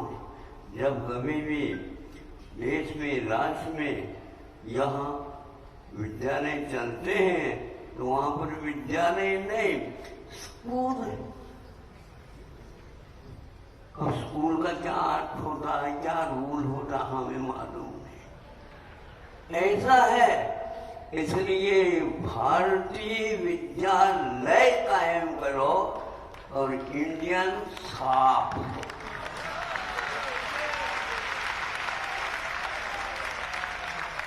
जैसे मुख्यमंत्री महोदय ने कहा कि यहाँ पर भारत था, बीच में कुछ गड़बड़ियां हो गई। क्यों गड़बड़ी हो गई? आप प्रमाद में आ गए इसलिए गड़बड़ी हो गई। देखो, ध्यान रखना, सिंह कभी भी होश हवास में आता है, दहाड़े बिना आपको वह अपना परिचय, और आप जो रहे हैं कि मियाँ मियाँ मियाँ मियाँ मियाँ, छोड़ो इस आवाज को। और भारत क्या है सुनो। सर्वप्रथम यहाँ पर मध्य प्रदेश की बात आप कर रहे थे मुख्यमंत्री महोदय। जिस समय यहाँ पर स्वतंत्रता मिली, इसको मध्य भारत कहलाया जाता था। ये मध्य भारत, बाद में प्रदेश की बात आ गई है मुख्यमंत्री महोदय, इसलिए नागपुर उसकी राजधानी थी। नागपुर का क्या होता है? या तो हाथी होता है या तो नागोबा होता है। हाँ, सबसे ज्यादा सशक्त वह हाथी होता है और वह हाथी अच्छे अच्छे सिंह को भी पछाड़ देते हैं। हाथियों को तो छोड़ दो, आपके यहाँ भैंसा होते ना, भैंसा एक ग्रुप बना करके, एक समूह बन करके आ जाए तो कब जाए कौन? सिंह शेर।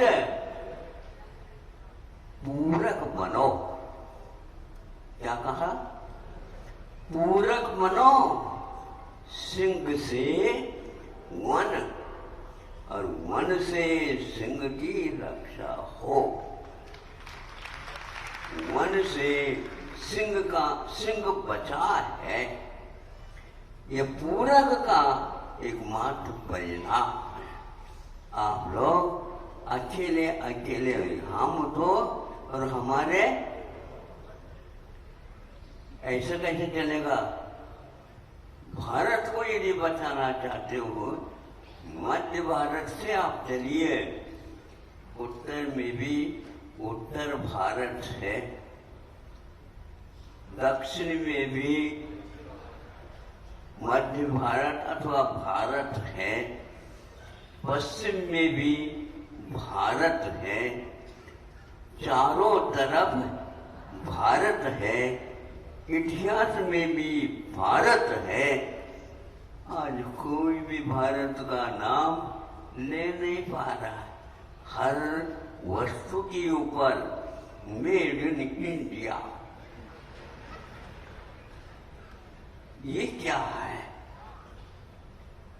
यहाँ पर कोई वस्तु, दवाइयां आयुर्वेद की 4-5 हजार वर्ष पूर्व में लिखी है, वो भी सारी इंडियन हो गए। इसलिए तो कोरोना जैसा आएगा। कोरोना को भगाना चाहते हो, नहीं समझे? आयुर्वेद के जितनी भी दवाइयां हैं वह भारतीय भाषा में पहले लिख दीजिए। हाँ, आज मातृभाषा भी है और हमारे सब कुछ है, ध्यान रखो। अब हमारी आवाज में थोड़ी सी बदलाव आ रही है। हाँ, हमें कम समय में ज्यादा काम करना है, इसलिए भारत को बचाने के लिए भारत भूमि को आप पहचानो। संस्कृति जब तक पढ़ी नहीं जाएगी, इतिहास पढ़ा नहीं जाएगा, यूं ही आप बातें करते चले जाएंगे। क्या आपके पास स्वतंत्रता है? वो तो बोलो तो है, तो हाँ हाँ कह दो, नहीं है तो नहीं है, ऐसा कह दो। लेकिन रोटी भाषा में मत कहो। कैसे मैं आपको कहूं कि आप भारतीय हैं? भारत के संविधान की ओर जब यहाँ के समर्पण व्यक्तित्वों ने देखा, उनको बहुत कष्ट हो रहा था। सब कुछ हमने स्वतंत्रता ले ली, लेकिन भारत की संविधान पुस्तिका अपने विचार, अपनी संस्कृति के अनुसार नहीं बना पा रहे हैं। इधर से थोड़ा सा, इधर से थोड़ा सा, इधर से थोड़ा सा, इधर से थोड़ा सा मन गटपट करके खिचड़ी बना दी और रुकन बन गया। यदि शक्ति होती तो खिचड़ी नहीं, ध्यान रखो, किंतु खिचड़ी भी बने अथवा खिचड़ा बने राजस्थान जैसे, और उसमें यूं यूं करके, यूं कम से कम, क्या पानी नहीं, क्या घी नहीं समझे? वे वृद्ध भी, 100 साल के वृद्ध भी क्या कहते हैं?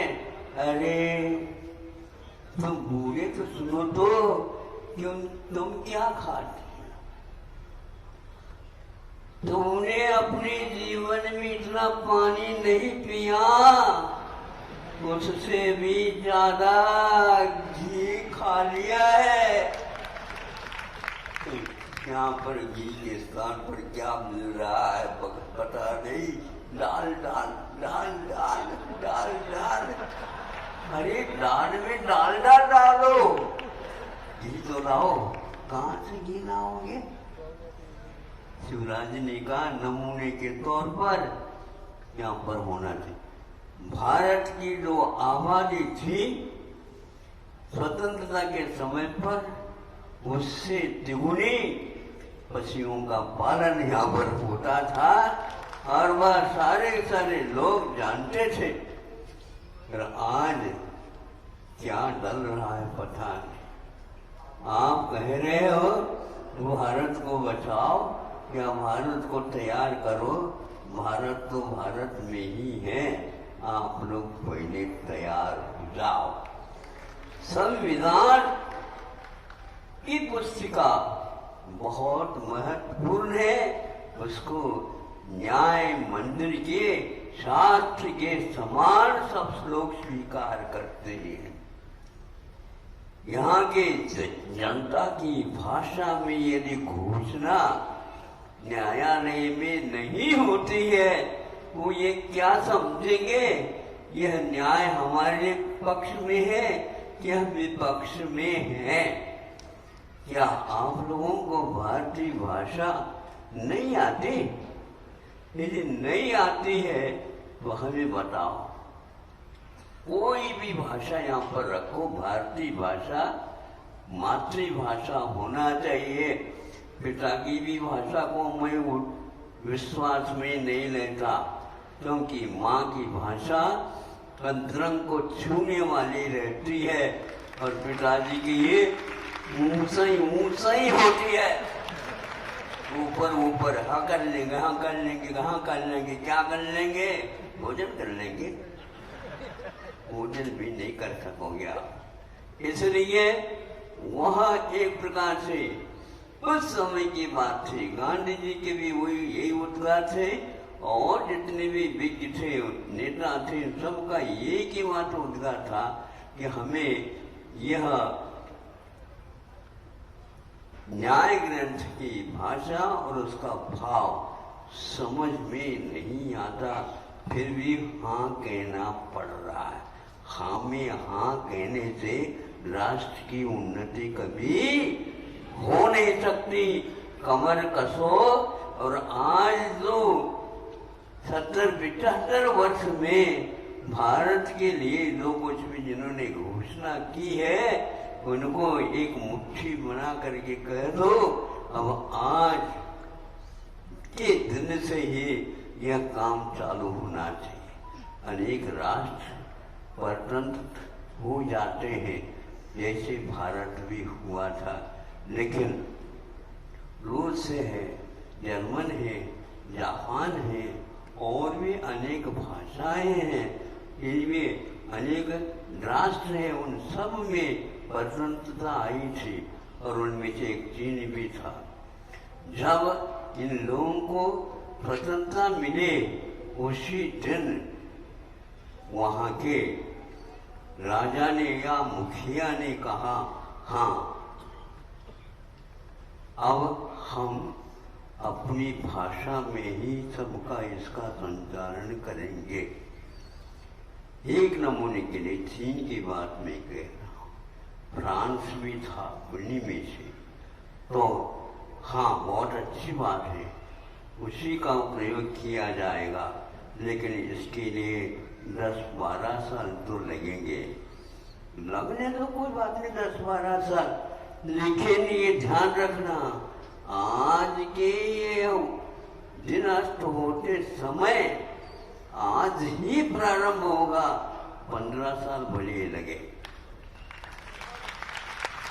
अच्छी चीज के लिए ताली तो बजाओ।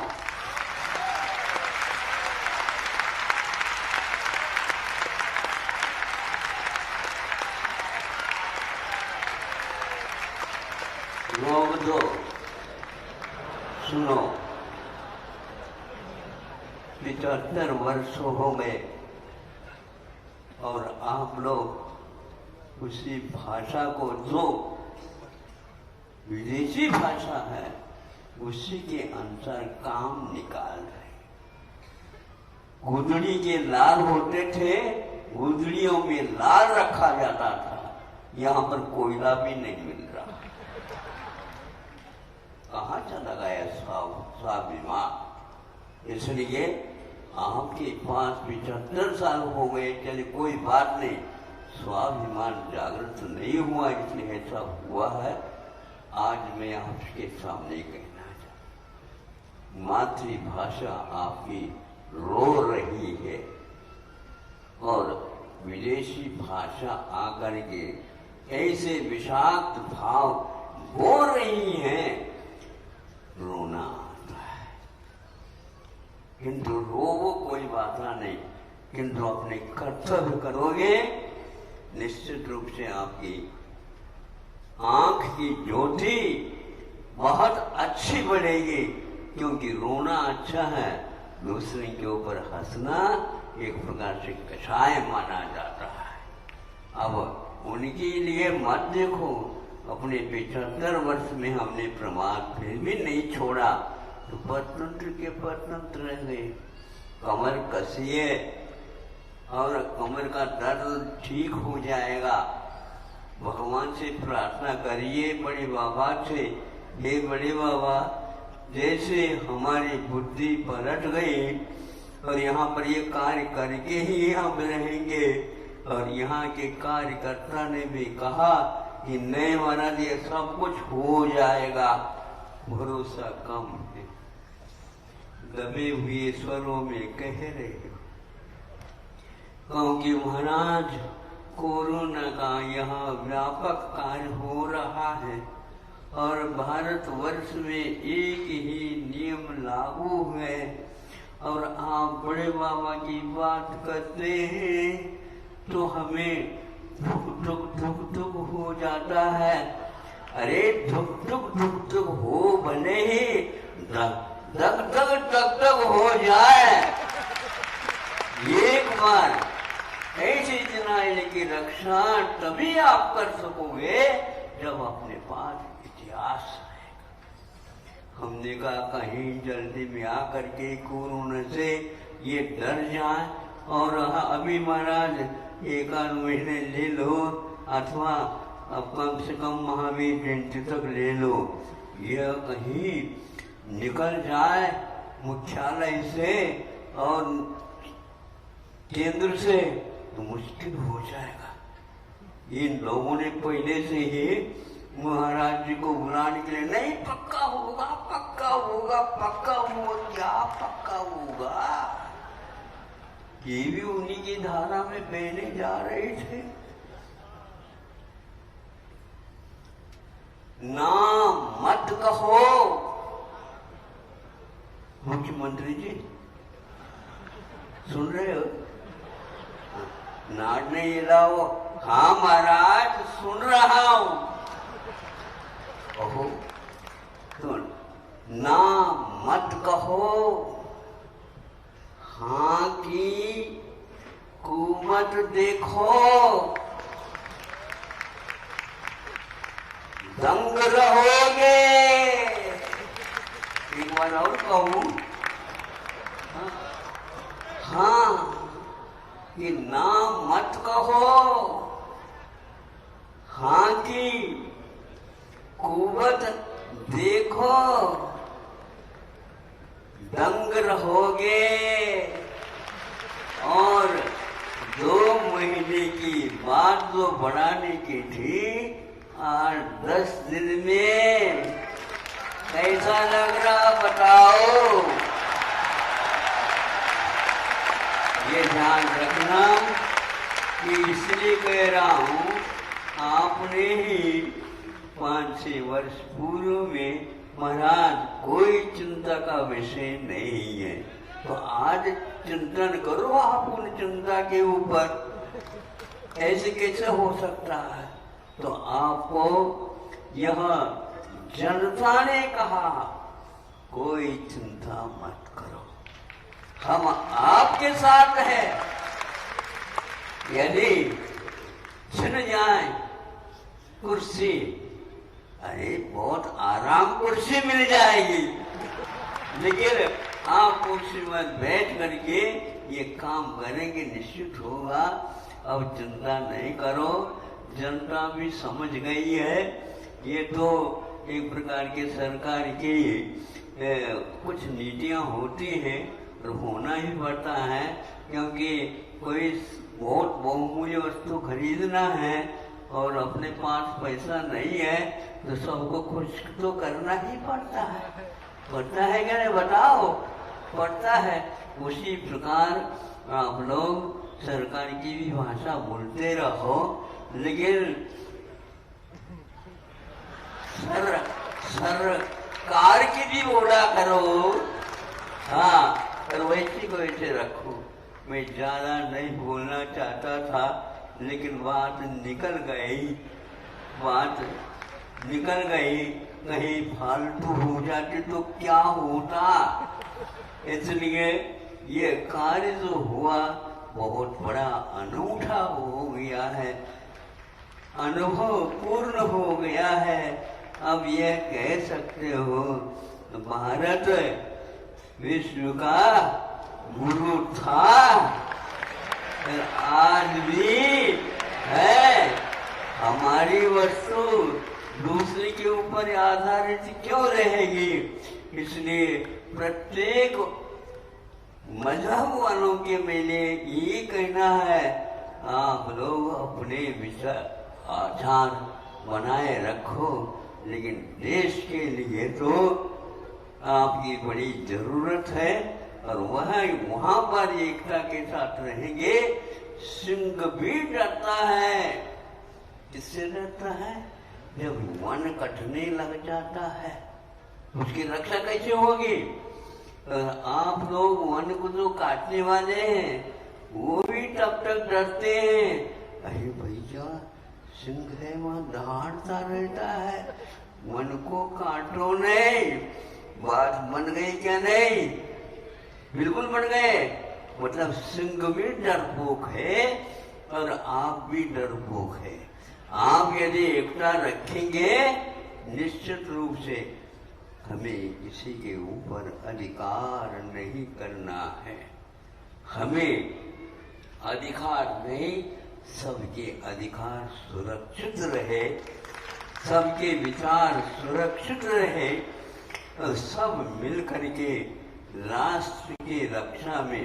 राष्ट्र कोई दीवार है क्या?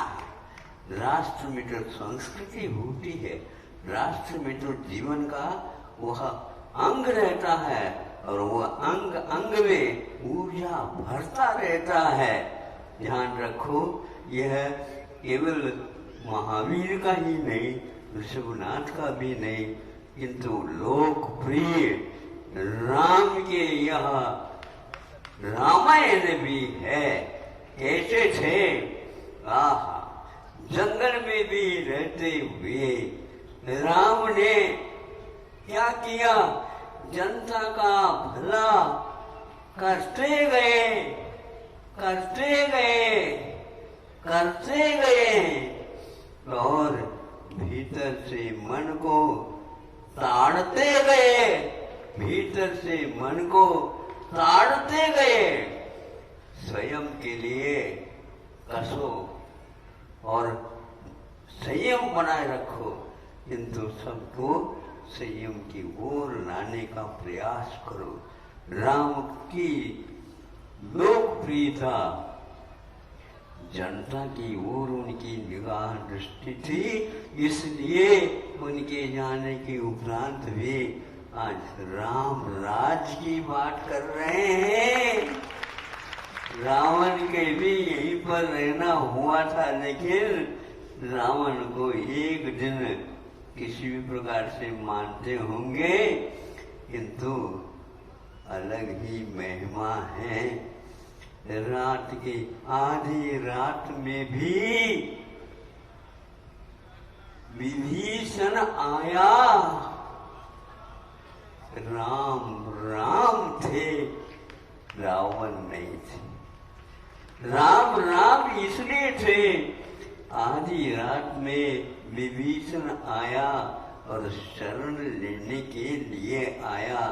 इस समय मैं रावण के पक्ष में होता हूँ, दोनों पक्ष समाप्त हो जाएंगे। इसलिए भारत को भी सलाम नमस्ते करो और लंका की चिंता मत करो, सब काम हो जाएगा।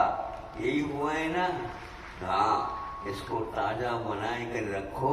यहाँ महाभारत भी रहा है, रामायण भी रहा है, और ये दोनों पथ है, उनके अनुसार चलेंगे, आपको किसी प्रकार से दुख नहीं होगा। जो आप लोगों ने ठाना है, जो देश के लिए एक करना है, उसके लिए सबसे उत्तम अवसर मिला है। और अवश्य ही यदि आपका संविधान होगा तो भारत को कोई भी हिला नहीं सकता। और हिलाने की बात नहीं है, किंतु ध्यान रखना कि आप थोड़े से निगाह ऊपर उठा करके देखेंगे, सारे दिल आपसे आकर के मिलेंगे और पुनः वह भारत का संचालन भारत में आएगा। भारत की मुद्रा को बचाने के लिए भारत के एक प्रकार से भाषा और संविधान पुस्तिका, हमने संविधान पुस्तिका पढ़ी है और देखा मुख पृष्ठ पर, सुन रहे हो, मुख पृष्ठ पर वहां पर वृषभ का चिन्ह लगा हुआ है, जो बड़े बाबा का माना जाता है।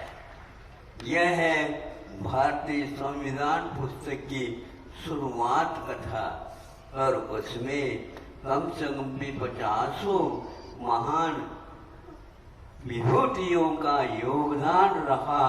उनमें जैनियों की भी संख्या, लेकिन नाम के लिए नहीं, राष्ट्र की रक्षा के लिए यह अनिवार्य था। इसकी भाषा और इसके भाव, संस्कृति को सुरक्षित रखने के लिए वही अतीत की ओर आपको जाना पड़ेगा। और यह गए वहां तक पक्का है। फिर यहाँ पर जो कुछ भी भ्रष्टाचार या कदाचार या दुराचार हो रहे हैं, वो हो नहीं सकते, क्योंकि संविधान होता है, उसमें कोई पक्षपात नहीं होता है। इसलिए सभी नेताओं का कर्तव्य है कि भारत के इन विचारों को सुरक्षित रखने के लिए आप सामने आइए, और निश्चित रूप से आपको आदर्श मिलेगा। वह आदर्श जो पूर्व में जिन्होंने भारत के लिए सब कुछ दिया है, वे सामने आ जाएंगे, तो यह भारत का स्वरूप पुनः बदल जाएगा। ज्यादा तो समय मेरे पास नहीं था, लेकिन आप लोग बैठ गए सामने, तो मैं देखता रहा। अब कैसे बोले, बीच में सुधा सागर जी को कहा, लेकिन ये ध्यान रखना भैया, क्योंकि झंडा बहुत दूर से आई है, कहीं दहाड़ न लगाओ। ऐसा